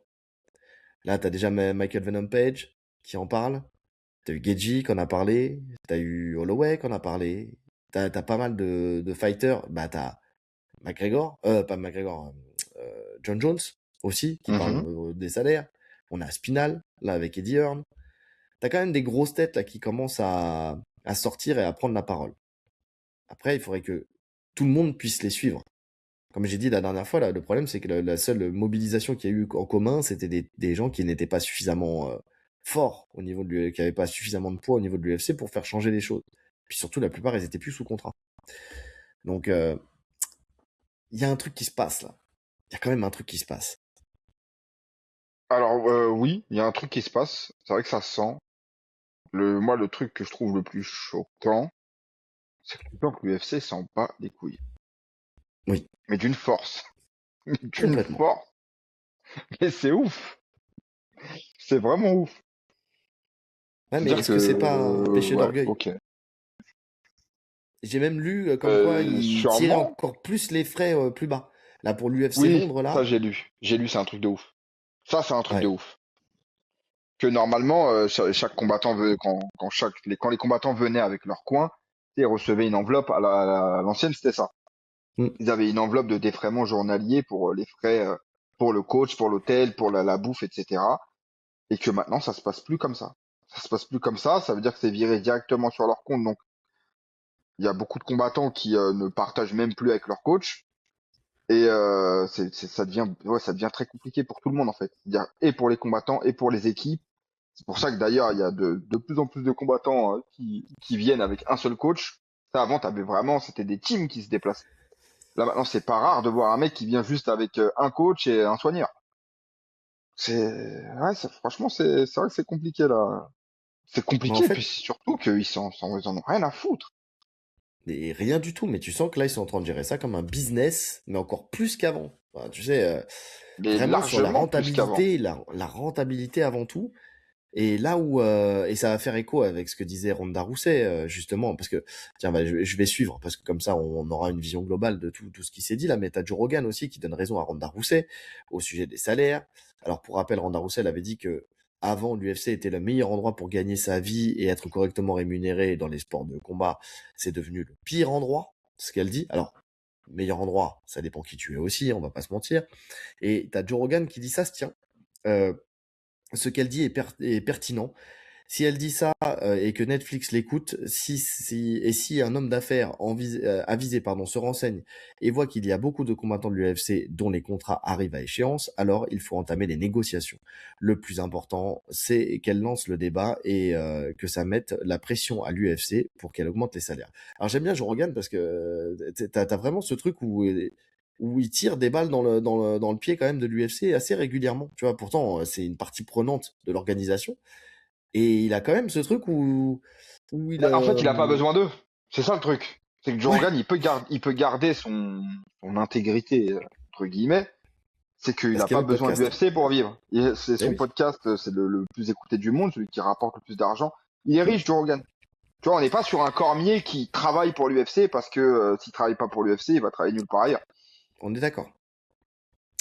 Et pour finir, Eddie Hearn, donc il dit qu'il donnerait le double justement à Jones et à Spinal que ce qui était prévu pour qu'ils s'affrontent avec leur contrat. Tu vois, s'ils étaient plus sous contrat, il dit ils sont sous contrat et s'ils ne l'étaient pas, je pourrais faire Aspinal contre Jones et je leur paierais probablement le double que ce que l'UFC leur a offert.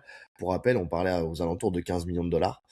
Donc, tu sais, là, je te l'ai dit avant en off, on est sur Eddie Hearn, on est sur Jack Paul, on est sur Netflix. Netflix qui, là en travers, je pense, avec le deal avec la Paramount pour la Warner, tu sais, donc qui ont une revanche à prendre. On a un Eddie Hearn qui a une revanche à prendre. Parce que, en fait, c'est ça le problème. C'est qu'avant, ces personnes-là, ils s'en foutaient de l'UFC. Fais ta vie de ton côté, je fais la mienne de mon côté. On s'aime pas. Eddie Hearn et Dana White, ils s'aimaient pas, mais voilà. Là, t'as Dana White qui lance Zuffa Boxing, qui vient chasser les plates-bandes d'un Eddie Hearn. qui va se faire un malin plaisir de contre-attaquer. Et s'il contre-attaque, ça sera sur le MMA, sur la branche MMA. Il va essayer de le briser à ce niveau-là, tu vois. En tout cas, de lui prendre des parts de Mais marché. Il a la capacité financière, il a la capacité relationnelle pour pouvoir le faire. Derrière, tu as Thomas Spinal qui dit déjà qu'il a jamais gagné autant d'argent que le peu de temps qu'il a passé avec Eddie Hearn, notamment en contrat sportif et tous ces trucs-là. Donc, il montre sa qualité de manager. Je te dis, il y a un truc qui se passe. C'est marrant, il y a un auditeur qui m'a dit, attends, l'Empire romain est tombé. Pourquoi pas l'UFC? Tu sais, tous les empires, ils ont fini par tomber à un moment, tu vois. Et j'ai trouvé cette image très vraie. L'UFC, là, en fait, ils sont beaucoup trop confiants. Ils s'estiment intouchables parce qu'ils ont signé un deal à 7 milliards 7 et ils se disent, c'est bon, on est là. Là, il n'y a pas de concurrence. Le PFL, ça se casse la gueule. Les organisations comme le KSW, le One, tout ça, c'est bien, c'est mignon, mais c'est pas au niveau, tu vois. Netflix, ce qui sort là, allez, c'est du divertissement, mais c'est pas ça qui va nous faire que, tu vois. Je pense qu'ils font fausse route. Ils vont se cramer les ailes. Ils veulent voler trop près du soleil et tel Icar, ils vont s'écraser comme des merdes 6 pieds sous terre à terme. ouais, comme d'hab, hein. Franchement, ce sujet, c'est trop compliqué à prévoir. Maintenant, une chose est sûre, et ça, je le constate au fur et à mesure des semaines qui passent, parce que même si ça arrive, j'ai l'impression qu'ils s'en foutent complet. En tout cas, je parle je parle pas des pontes qu'on connaît pas, hein, qui gèrent la société et qu'on connaît pas. Hmm. Je te parle des visages qu'on voit à l'UFC. J'ai l'impression qu'ils en ont rien à foutre. Que ça coule pas, que ils ont fait leur temps, ils ont pris leur oseille. C'est comme s'ils en avaient plus rien à foutre du sort de leur gars. Ouais. En tout cas, s'ils s'en soucient, ça se ressent pas. C'est clair. Ah, Dana White, ça se ressent pas du tout, hein.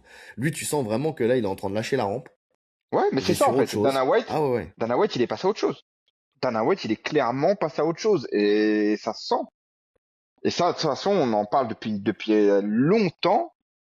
Et pour moi, la chute de l'UFC ne peut avoir lieu qu'avec la retraite ou en tout cas l'abandon de Dana White, parce qu'il est il était trop fort dans ce business. On peut dire ce qu'on veut. Dana White, c'est vraiment quelqu'un qui avait la vision et qui avait en plus l'amour de ce sport. Là, tu sens que il est plus là en fait. Pour le coup, il est plus là. Il s'en fout. Alors, est-ce qu'il s'en fout parce que il en a marre de tout ça et qu'il veut se retirer et que il juge qu'il a fait assez d'argent? Ouais, pourquoi pas. Ou alors est-ce qu'il s'en fout parce que maintenant il veut se lancer à fond dans le truc de boxe anglaise et qu'il veut tout mettre dedans et qu'il s'en fout complet de l'UFC? Je sais pas pour quelle raison, mais en tout cas, tu sens qu'il est plus dedans. Oui, je pense qu'il a d'autres objectifs. Tu sais, le power slap, la boxe. La boxe, je pense que c'est vraiment, parce que c'est son bébé, hein, c'est vraiment ça. C'est sa passion première. C'est un boxeur à la base. Hum, C'était un promoteur de hum. boxe. Enfin, tu vois, pour le coup, c'est vraiment là qu'il veut aller chercher des choses. Maintenant, pour l'instant, on n'a pas vu on n'a pas vu encore les résultats de ce travail-là. On parle d'une signature, effectivement, de l'autre, là, 15 millions, là. Je sais plus comment il s'appelle. Mais, Conor Ben. Conor Ben. Mais on n'a pas vu encore d'événements annoncés ou quoi que ce soit. Enfin, tu vois, là où le reste continue justement d'avancer. Enfin, tu vois, t'as des événements de boxe sur Netflix, là, t'as un événement de MMA. Enfin, les autres, ça avance. Ça se joue. Là, pour le coup, côté UFC, côté boxe, il se passe pas. En tout cas, pour l'instant, il n'y a pas d'annonce. On n'a pas vu une carte tu sais, le moindre truc. On a vu qu'une signature là pour l'instant.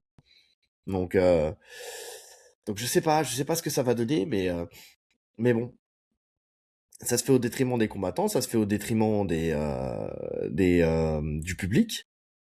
Il y a quand même du monde. Enfin, je sais pas moi, Hunter Campbell qui récupère le bébé. Bon, même si c'était quelqu'un de l'ombre jusqu'à maintenant, mais il peut pas. Tu vois, dans ce cas-là, se prendre un peu plus d'ampleur. Là, on le voit un peu plus, mais se mettre un peu plus en avant, y aller. Mais de toute façon, il n'aura pas le charisme de Dana White. Dana White, il était là. Tu sais, s'il y a bien un truc, quand tu gères des combattants, faut pas que tu aies peur de ces combattants. Dana White, il avait pas peur des combattants. C'est-à-dire que tu pouvais avoir n'importe qui en face de lui, il venait, il leur mettait un coup de pression, et puis même si ça se passait en tête à tête dans un bureau ou dans un ascenseur, il était là. Il a pas peur de la bagarre. Tu vois ce que je veux dire? Hunter Bah, parce Campbell, qu'il quand je le sait vois, il sait que personne ne va le toucher. Non, je pense pas qu'Hunter Campbell il ait peur de quoi que ce soit. Ah, je le sens plus Non, moi je fragile, tu pense vois. pas. Non, t'es Je le un sens plus ouf. fragile. Je le Qui sens va plus lever la... fragile. mais qui va hausser Non, le ton, ne serait-ce que sur eux? Ils le savent très mais bien. non, mais je parle pas d'hausser le ton ou quoi que ce soit. Je sais, si tu, c'est pas ce que je veux dire. Je dis, tu sais, tu vois de ce que, c'est pas ce que je veux dire. Je veux dire que quand t'as un Dana White en face de toi, c'est comme si, je sais pas, même si tu peux pas le toucher, même si les deux tu peux pas les toucher, t'as un respect que tu auras pour Dana White que tu n'auras pas forcément pour Hunter Campbell. Je sais pas, tu sais, d'un point de Je sais vue, pas. tu vois, je sais pas si tu vois ce que je veux dire dans la relation. Ah, je suis pas sûr. Je suis pas sûr. Je pense que tu sous-estimes Hunter Campbell. Ah Je ouais? pense que si tu arrives à ce niveau d'une organisation comme l'UFC, c'est que t'es un requin comme c'est pas possible. Donc, non, non, je pense que... Je sais pas, je le sens plus tendre. Je le sens plus fragile. Ouais, je sais pas. Je sais pas. Ah, tu peux être un requin, mais bon, t'as pas ce même, je sais pas, t'imposes pas de la même manière. Après, tu me diras, tu vois Dana White des débuts, tu vois celui de maintenant, c'est plus le même homme, hein. Aussi, c'est vrai en plus. Ah, moi, Donc, ouais, j'attends de voir non, Hunter Campbell sous TRT. sous TRT. Même les lunettes, elles vont grossir. Bah, ouais, tu sais, non, je sais pas, je sais pas. Mais en tout cas, voilà, il y a de plus en plus de messages politiques là. C'est, je te dis, MVP qui rentre sur They Don't Care About Us. Tu vois, c'est vraiment pour le coup, tu sais, t'envoies un message clair au moment de l'événement. C'est ton son. C'est vraiment, Ouais, tu vois, t'envoies un message direct, quoi. Tu vois, c'est vraiment ça. Donc, c'est plus caché. C'est plus, tu vois, là, pour le coup, tu te dis, tu le sais, tu le vois. C'est plus une guerre froide. Là, c'est une guerre ouverte. Les gens, ils prennent la mhm. parole, là. Ça, la différence.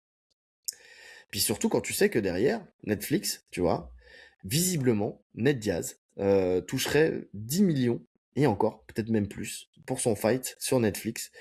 Donc, c'est Brandon Schaub qui dit ça, enfin, t'as Joe Rogan qui lui dit qu'avez-vous entendu dire qu'ils avaient proposé à Diaz, pardon.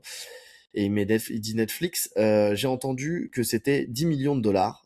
J'ai entendu dire que c'était plus, c'est dingue.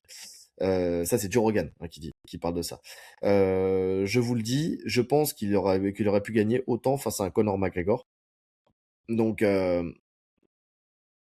oui, alors face à un Conor, mais en tout cas peut-être face à un Conor, mais là ça veut dire qu'il gagne ça contre Mike Perry sur Non, Netflix. attends, attends. Il gagne ça Et de ce qui se dit. Il y a rien de... il y a rien On n'est pas d'officiel, sur mais son compte en banque. visiblement Dana White, ils ont discuté ensemble avec Diaz. Il lui a parlé justement de cette opportunité de combattre sur la carte Netflix. Et Dana White a dit que c'était une offre qu'on ne pouvait pas refuser. Donc une offre qu'on peut pas refuser. Pour Dana White, à mon avis, c'est que tu vois, c'est que ça va au-delà de ce qu'il gagnerait sur l'UFC. Tu vois, sur un retour à l'UFC. Donc c'est sûr que ça se compte en quelques millions quand même, quoi. Ouais, et Mike Perry, il gagne combien? Est-ce qu'on le sait? Je ne sais pas encore, mais visiblement, comme ça se passe à Los Angeles, les tarifs sortiront. Tu vois, Ah, c'est ok, les ok. salaires, ils Bah, c'est seront bien. annoncés. C'est bien. C'est très bien. Et vu que ça va Maintenant, être comme je te annoncé, je dis, pense qu'ils hein, vont sortir un billet sur chacun. C'est pour ça que j'y crois. Parce que vu que ils ont besoin mais de j'en doute montrer pas. qu'ils payent fort, tu vois, qu'ils payent Mais cher. j'en doute pas, mais ça me rappelle Affliction il y a quelques années maintenant qui payait très très bien mieux que l'UFC. Et au bout de 3 événements, il y avait plus personne. Ouais, mais attends, là on parle de Netflix derrière, hein. D'accord? Mais C'est c'était des milliardaires quand même, Affliction. Hein. oui, sauf que là, Affliction, ils allaient pas palper autant de monde que Netflix. Netflix, ils vont rentrer dans leurs frais. Tu sais, il y J'attends a de des voir. il y a des millions de personnes qui vont regarder dans le monde, soit en direct, soit en Ouais, différé. mais j'attends de voir quand même.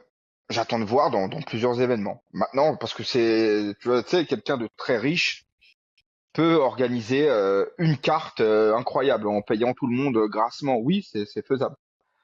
Non, faut voir dans la durée. C'est pas quelque chose qui est nouveau en fait, ça a déjà été fait. Ça a déjà Bah été fait. non, pas avec des plateformes de streaming comme ça. Non, voilà, le C'est point ça qui est la nouveau, différence. le point qui est C'est nouveau, il est ça. là. Donc à voir ce que ça donne. Mais Bah attends, ils mettent des millions dans des bouses, ils produisent des bouses à quelques millions Netflix à chaque fois, et là ça sera pas différent pour ça. Ouais, écoute, on verra. On verra le. C'est même pas cet événement qu'on verra, parce que cet événement, il va cartonner. C'est le premier, etc. On verra la suite, en fait. La suite de ce que cet événement va apporter. Ouais. Comment ils vont faire évoluer le truc.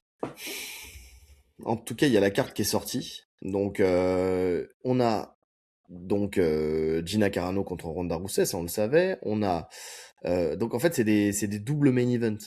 C'est vraiment ça. Donc en 5x5, il y a 3 combats en 5x5. Il y a Ned Diaz contre Mike Perry, il y a Francis Ngannou contre Philippe Lin.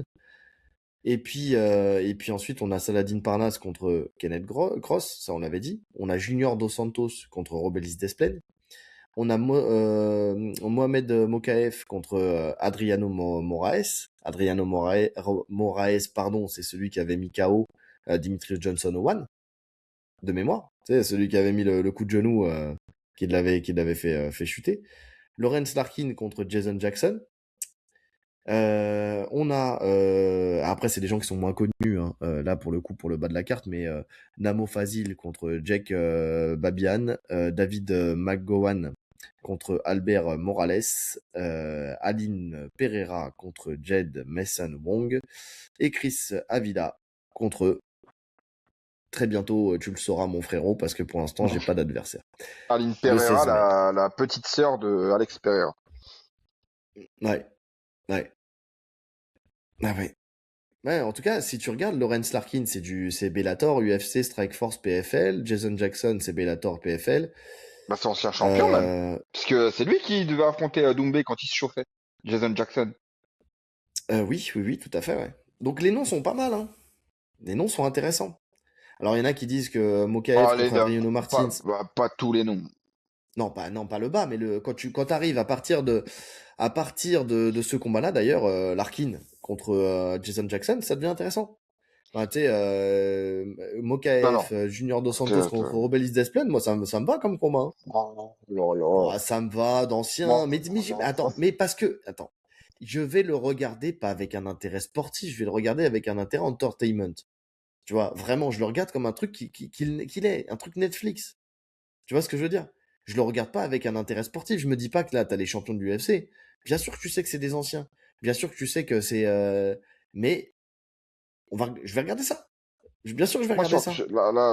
le seul combat qui a un intérêt sportif, t'as Mokaev Moraes, qui Ouais. a un intérêt sportif, et t'as Larkin Jackson. Tu vois, qui sur le papier, bon, ça va. Le Hmm. reste, c'est compliqué. J'aurais même préféré Oui. qu'ils mettent Robelis Depaine contre Ngannou et qu'ils mettent Lins contre Dos Santos. Ah ouais, ouais. Ouais, pourquoi pas, ouais. Ouais, mais pourquoi ils ont mis Linz? Parce que parce il a quand même un petit statut champion, tu sais, au niveau du PFL. Tu sais, il y a la Ouais, case champion. ouais. Donc, et Saladin Parnasse, tu vois, qui a pris la parole chez Ariel Elwani, là, qui a dit comme quoi, bah lui, aujourd'hui, l'UFC n'est pas une priorité. Donc voilà, on a sa réponse maintenant. En fait, tu vois, je pense que, je vous l'ai dit, hein, il y a des noms comme ça. Peut-être qu'il aurait été à l'UFC à un autre moment. Alors il y en a qui vont me dire que non, jamais de la vie. Mais en fait, il parle d'aujourd'hui, en fait, d'être avec des gens qui lui laissent de la liberté, qui le payent à sa juste valeur et qui lui permettent et qui le respectent. En fait, tout simplement. Il choisit le respect, le salaire et la liberté de faire ce qu'il a envie de faire. Écoute, ça se défend. Il peut naviguer entre la boxe et le MMA. Il a des salaires. Alors là, je sais pas combien il va toucher, mais bon, je pense pas qu'il touche moins que ce qu'il touchait au Au KSW. Je pense KSW. que Mm. c'est du 500 minimum. Bah, il serait pas parti sinon. Bah oui. S'il touche Donc, moins, il serait pas parti. Si, il vient de dire clairement que le seul truc qui l'intéresse pour le coup, c'est de gagner un maximum d'argent. Donc, s'il part du KSW, c'est qu'il a trouvé mieux. Sinon, il serait resté. ouais. Puis derrière, il s'ouvre les portes des États-Unis. Écoute, moi je lui en veux pas de ça. Enfin, vraiment, pour le coup, j'ai démystifié le truc. Si je le vois pas à l'UFC, c'est pas grave. Enfin, tu sais, s'il y est, il y est. S'il y est pas, il y est pas. C'est pas très grave. Tu sais, Ouais, ouais, ouais. pas de souci là-dessus. Mais bon, en tout cas, voilà. C'est ce qui se dit. Ngannou, tu sais, on se posait la question. On a eu le débat la dernière fois sur Ngannou et tout, avec le PFL, la sortie du PFL. Bah, là, il a pris la parole. Alors, finalement, c'est pas lui qui est parti du PFL. C'est le PFL qui l'a éjecté. Il dit: j'espérais avoir un combat depuis l'année dernière. Je demandais un combat et ils n'arrêtaient pas de me dire qu'ils y travaillaient. Nous sommes séparés en janvier. C'était leur décision, pas la mienne. J'ai été un peu surpris lorsqu'ils ont fait l'annonce. Ils auraient au moins dû me prévenir et ils ne m'ont pas, même pas prévenu avant de l'annoncer. Je l'ai vu en ligne. Des gens me l'ont envoyé. C'était déjà public et je n'étais absolument pas au courant. Donc finalement, c'est pas lui qui a fait faux bond au PFL. C'est le PFL qui l'a sorti. De De ses se dires. dire. On n'a pas tout, on n'a pas Voilà, les, voilà. on n'a pas Faut les deux toujours sons de cloche. préciser ça. Voilà. Faut toujours préciser ça. De se dire. Et de toute façon, la vérité, on la saura jamais. En tout cas, pas nous à notre niveau. Donc, Donc bon. Bah écoute, hein, je pense que de toute façon, il est pas perdant dans cette histoire. Lui aussi, hein, là, il a fait. non, il n'est pas perdant, Alors, ça c'est sûr. Ça c'est sûr. Ngannou, il s'en sort toujours bien. Niveau business, c'est un monstre. ouais. Mais tu vois, alors, il y en a qui disent que pour Saladin Parnasse, tu vois, ils font le parallèle entre Saladin Parnasse et Ngannou, en disant que voilà, Ngannou aujourd'hui, il va du côté business et il veut gagner de l'argent, tu vois. Il y en a qui font le parallèle entre les deux, et puis il y en a qui disent oui, mais en même temps, Ngannou, il a quand même été champion UFC, donc ça lui donne une légitimité. Est-ce que c'est vraiment un critère? En fait, ce qui compte, c'est la valeur marchande que tu vaux, tu vois. Que tu sois champion UFC ou pas, ça change rien. Tu vois, la, la, la légitimité sportive, est-ce qu'elle est vraiment sur le fait d'être champion UFC? La légitimité sportive, oui. Ouais, Bah oui. En tout cas pour moi, oui. Clairement. je sais pas. Sur ta valeur marchande? Je parle pas de valeur marchande, je parle de légitimité sportive. Ouais. Ah, je sais pas. Je sais pas. Dans Je le sais que moi, MMA, je vois pas d'autres. Bah, de toute façon, il y a qu'à réfléchir, citer des noms, enfin essayer de trouver des noms qui ont une grande légitimité hors UFC. est-ce qu'on a assez de culture pour pouvoir le faire? Est-ce Des qu'il y noms en a? hors UFC? Est-ce qu'il y en a? Ouais, je ne sais pas. Bon, on Il y a aura ce des mecs très forts, débat. hein. Attention, attention, attention, attention, attention. Il y a des mecs très forts hors UFC, là n'est pas la question. Mais est-ce qu'ils ont autant d'impact dans le, tu sais, dans l'imaginaire des gens? Je suis pas convaincu. Peut-être dans des petites KT au Japon, potentiellement, oui, ça peut rivaliser. Et encore, c'est pas mondial, tu vois, ça va être pas être connu mondialement, ça va être connu dans cette partie du monde. Mais l'impact vraiment mondial, pour moi, il est à l'UFC. Oui, parce que c'est l'organisation qui est la plus vue, mais là, c'est un impact médiatique. L'impact mondial. C'est un impact médiatique, pas de niveau, tu vois. Là, tu me parles d'impact de niveau.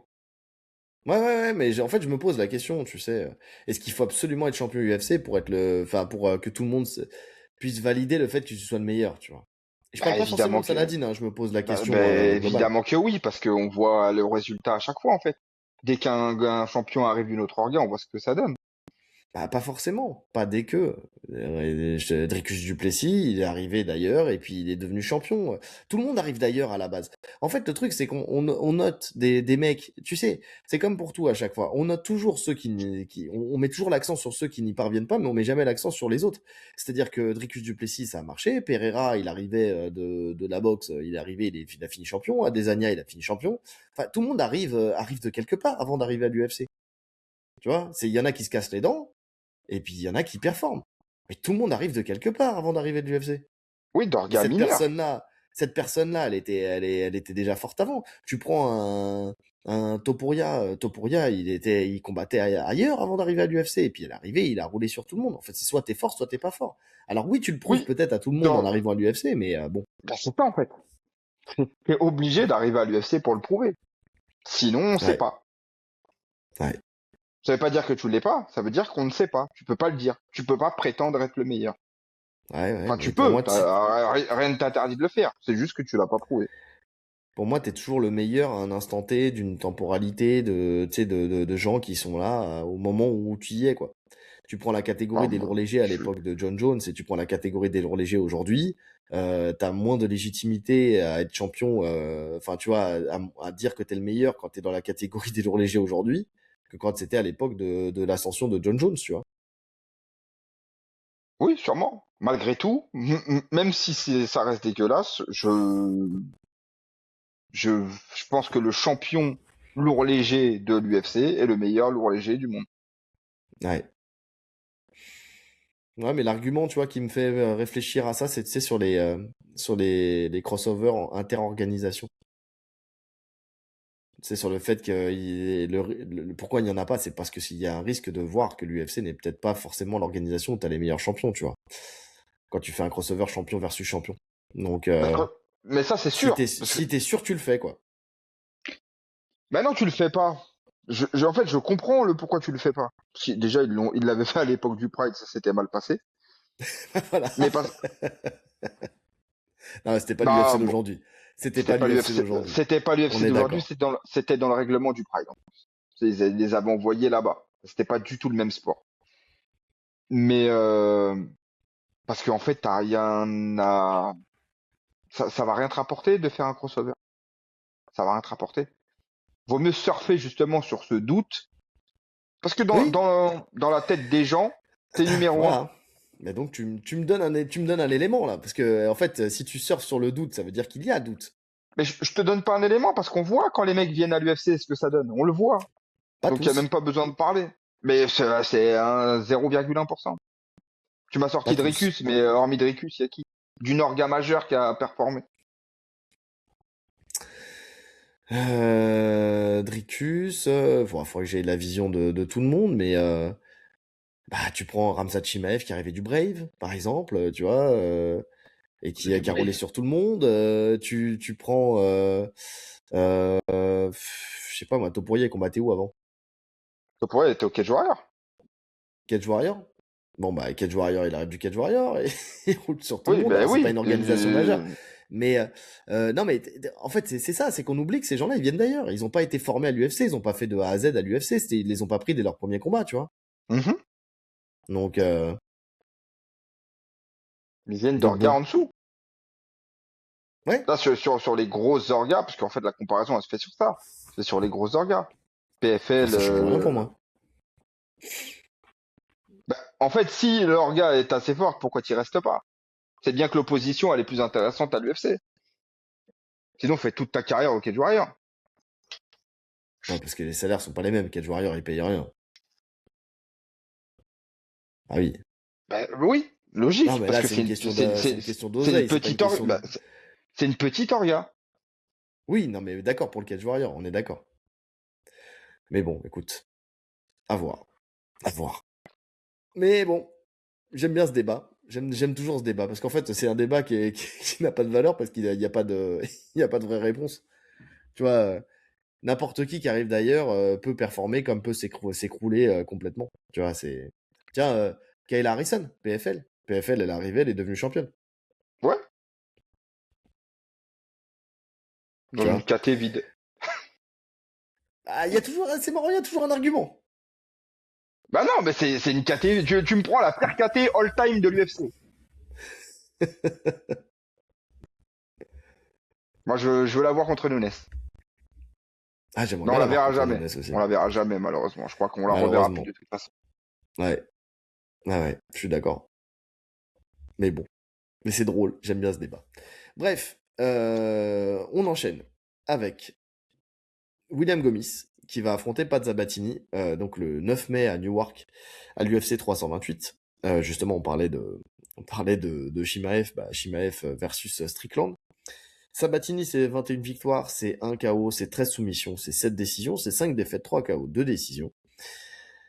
C'est quelqu'un qui est plutôt bon en grappling, donc qui a une lutte suffisante pour t'amener au sol et qui est pas mal, et qui peut tirer la garde, en plus qui peut aller te chercher d'en dessous. Il fait souvent des compétitions de grappling, on l'a vu au Fury, par exemple, combattre en grappling. Voilà, on le voit, hein, 13 soumissions sur 21 victoires, c'est plutôt un ratio intéressant. Écoute, j'aime bien l'idée, quand tu vois un William Gomis qui est dur à amener au sol, tu sais, qui a ce truc pour rester debout tout le temps, qui Ah, dur, aura beaucoup plus t'es d'allonge. gentil. Dur, à plein de ces combats, on l'a vu être amené au sol et se Ouais, il est retrouver quand même même. dans des situations dures à soumettre, Alors, d'accord, mais dur à être voilà, amené non, au alors sol, attends, c'est ouais, compliqué. non, ça j'allais en parler, du fait qu'il tombe dans dans des soumissions et qu'il arrive à survivre à ces soumissions. Cette faculté à survivre à des soumissions pour avoir contre un Pat Sabatini. Non, mais il est quand même stable. Il fait quand même preuve d'une grande stabilité. Là, les trucs dont tu parles, c'était dans ses débuts UFC. Là, il a quand même progressé encore un petit peu là-dessus. Tu vois, quand il a combattu contre Brito et tout ça. Et attends, Brito, il Ah, a mais là, essayé de le jeter en l'air. Il est c'est quand resté même un debout. autre Tu niveau, vois. là, je trouve, en lutte. C'est quand même un autre niveau en lutte, là, qu'il a fait. Il y a quand même un gros gap, là. Oui, oui, oui. Non, mais c'est pour ça que je trouve ce combat intéressant. Parce que il aura le striking pour lui, William Gomis, et l'autre, il aura la lutte et le sol pour lui. Donc j'aime bien cette opposition. Ouais, il est classé, Sabatini? C'est une Non, il bonne est pas question, j'ai pas classé. regardé. Non, non, Je crois il pas est qu'il pas soit classé. classé. De toute façon, ils veulent pas donner à William Gomis des mecs classés. En tout cas, c'est son plus gros test en carrière, Sabatini. Parce que je le mets au-dessus de Brito. Ouais. Puis c'est un bon marchepied, hein. Enfin, tu sais, Diego Lopez avait affronté Pat Sabatini dans son ascension. C'est quelqu'un qui est respecté par l'organisation quand même. Tu vois, c'est un des noms de l'organisation. Donc c'est intéressant. C'est intéressant. Donc réponse le 9 mai. T'as quelque chose à rajouter sur ce fight-là? Non. Non, pas grand-chose. C'était juste histoire de sortir l'info. On termine avec un big up. Mort de Chuck Norris. Eh oui. Pour nous, c'est une page qui se tourne. C'est toi qui me l'as envoyé. En plus, je ne l'avais pas vu et tu me l'as envoyé le jour même. Ça m'a renvoyé tellement loin, ça m'a renvoyé chez ma grand-mère, sur le canapé, seul dans le salon, à manger mon sandwich au fromage en regardant, en regardant Walker Texas Ranger. Je te jure, Ah ouais, t'as pas eu le c'est poulet ouf. rôti, toi? Putain, t'étais aussi pauvre que ça? Non, Sandwich c'est au pas fromage? ça. C'est que moi, c'était mon kiff de manger mon sandwich au fromage. J'avais un sandwich au fromage et un sandwich au Nutella.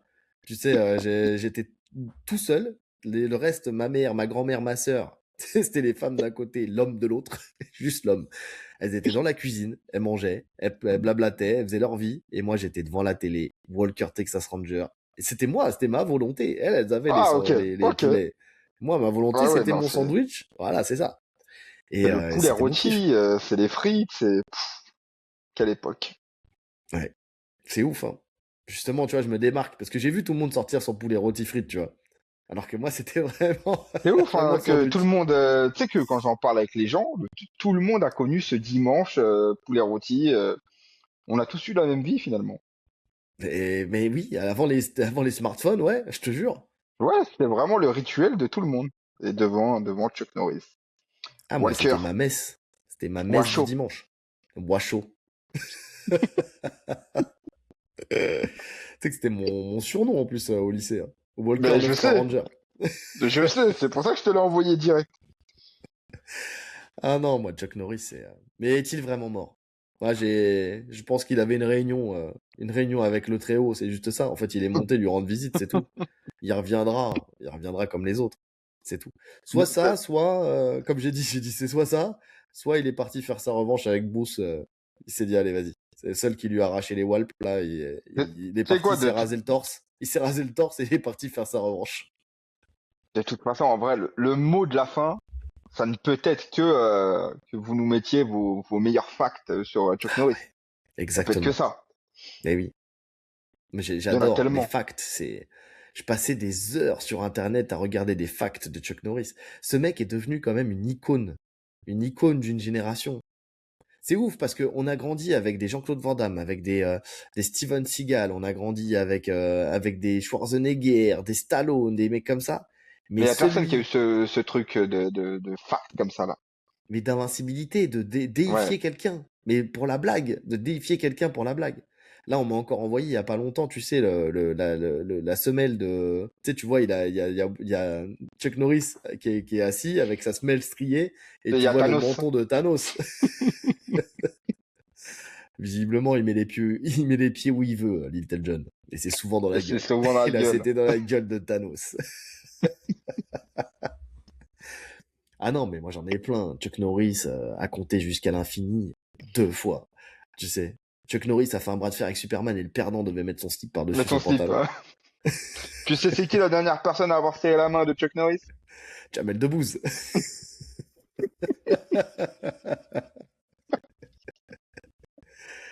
Oh putain. Ah non, mais il y en a trop. Il y en a trop. C'est non, c'est vraiment une icône. Tu sais, quand, quand tu regardes tu sais, les films Ready Player One, tu te parles ce film?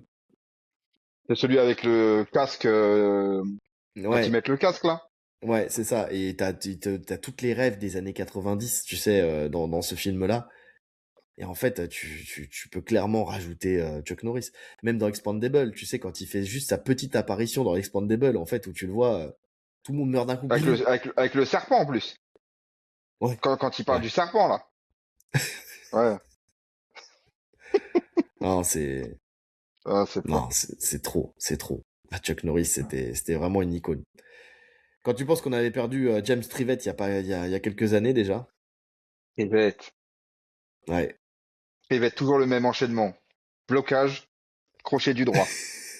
Toujours. C'est toujours. Toujours le même. On va pas changer quelque chose qui fonctionne. Mais c'est pas que Walker aussi, hein. C'est l'homme du président. C'est Delta Force. Ouais, mais tu vois, moi, c'est pas des trucs. Alors, j'étais trop petit. J'étais trop petit. Moi, c'est vraiment Walker qui m'a marqué. Puis il a su introduire des nouvelles générations, tu sais.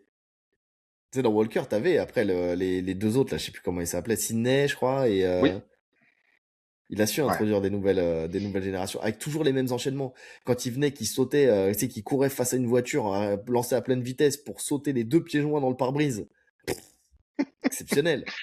Et puis le Normalement, crossover, il est tétraplégique, mais le crossover qu'il y avait eu avec le flic de Shanghai, tu l'avais vu? ah, bien sûr, bien Oh sûr. là là, Samolo et Walker, incroyable. Incroyable. C'est là que tu te rends compte que nos enfants, ils ont pas d'enfance, je te jure. Nous, on a eu Ah une ça, vraie ça. enfance. Profitons-en, hein, parce que eux, ils auront pas les mêmes rêves plus tard. Tu te souviens, Ah non. Roblox, la mort de Roblox.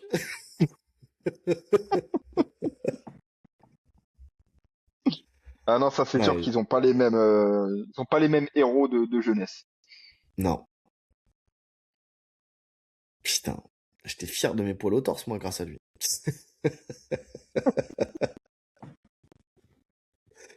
Ah, mais bon, en tout cas, voilà, c'est une page qui se tourne. Fallait que ça se tourne un jour. Bon, bah, de toute façon, là, il y a tout eu. Hein. Là, on a eu Dawson.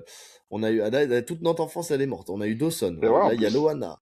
Il y a eu Walker. Il y a eu qui d'autre encore là Bon après, Loana, c'était déjà le début de la fin de nos héros. Ouais, ouais, c'est non, c'est vrai. Ouais, C'est ouais, ouais, attends, il y a qui d'autre encore? Bon, Jospin, mais il y a merde le même jour là. Ah oui, il y a eu Célarié aussi, Clémentine Célarié. Non, non, c'est pas Salarié, c'est. Non, je dis n'importe quoi. En plus, C'est je la croisais tous les jours parce que merde. c'était ma voisine de travail. Pourquoi je dis Clémentine Célarié moi? Merde, celle Ah qui avait un cheveu sur la langue oui, là. le cheveu sur la langue. Oh, oh, putain, j'ai tué quelqu'un avant même qu'elle meure. Euh... Clémentine- Attends, merde, comment elle s'appelle? J'ai oublié. Bon, j'ai oublié. J'ai Ah oublié. putain, j'ai un trou de mémoire. Et on a eu qui d'autre aussi? Ah oui, Xander dans Buffy contre les vampires, Buffy contre les vampires aussi. Isabelle Mergo. Isabelle Mergo, exactement. Mais on a aussi, ouais, Xander dans Buffy contre les vampires. Bah ouais? Ouais, t'as pas suivi ça? Lui aussi, il est mort. Quand? C'était quand ça? Bah le lendemain, je crois. Le jour même ou le lendemain. Bah ouais, putain. Hécatombe. Une hécatombe. Une hécatombe. Là, en ce moment, c'est catastrophique. Donc, euh, donc bon, bon. Ayons une pensée sincère pour tous ceux qui sont encore là. Bref. Donc, on attend vos facts. On attend vos facts en commentaire. Ah, Est-ce qu'on a fait le tour? surprenez-nous, hein, parce qu'on en connaît beaucoup, hein. Moi, je veux de l'inédit. Ouais, j'avoue. Et n'hésitez pas même à en créer. Tu sais quoi? Ah oui, Créez-nous ben des facts. c'est ça le C'est but. ça. Créez-nous des facts. C'est vraiment ça. Donc voilà. Bon, on a fait le tour? Ouais. On a fait le tour. Bon, bah les amis, en tout cas, likez, commentez, partagez, cliquez sur la cloche de notification pour ne rien rater, les 5 étoiles sur toutes les plateformes de podcast, le lien Tipeee en description si le cœur vous en dit, et puis bah le lien aussi vers un porte-fight. Tatami 10, j'allais dire Tatami Connexion, pour avoir 10% de réduction sur tout le site. Et puis nous, il ne reste plus qu'à vous souhaiter une bonne journée, Ou une bonne soirée. en fonction de l'heure à laquelle vous nous écoutez. Allez, salut! Salut!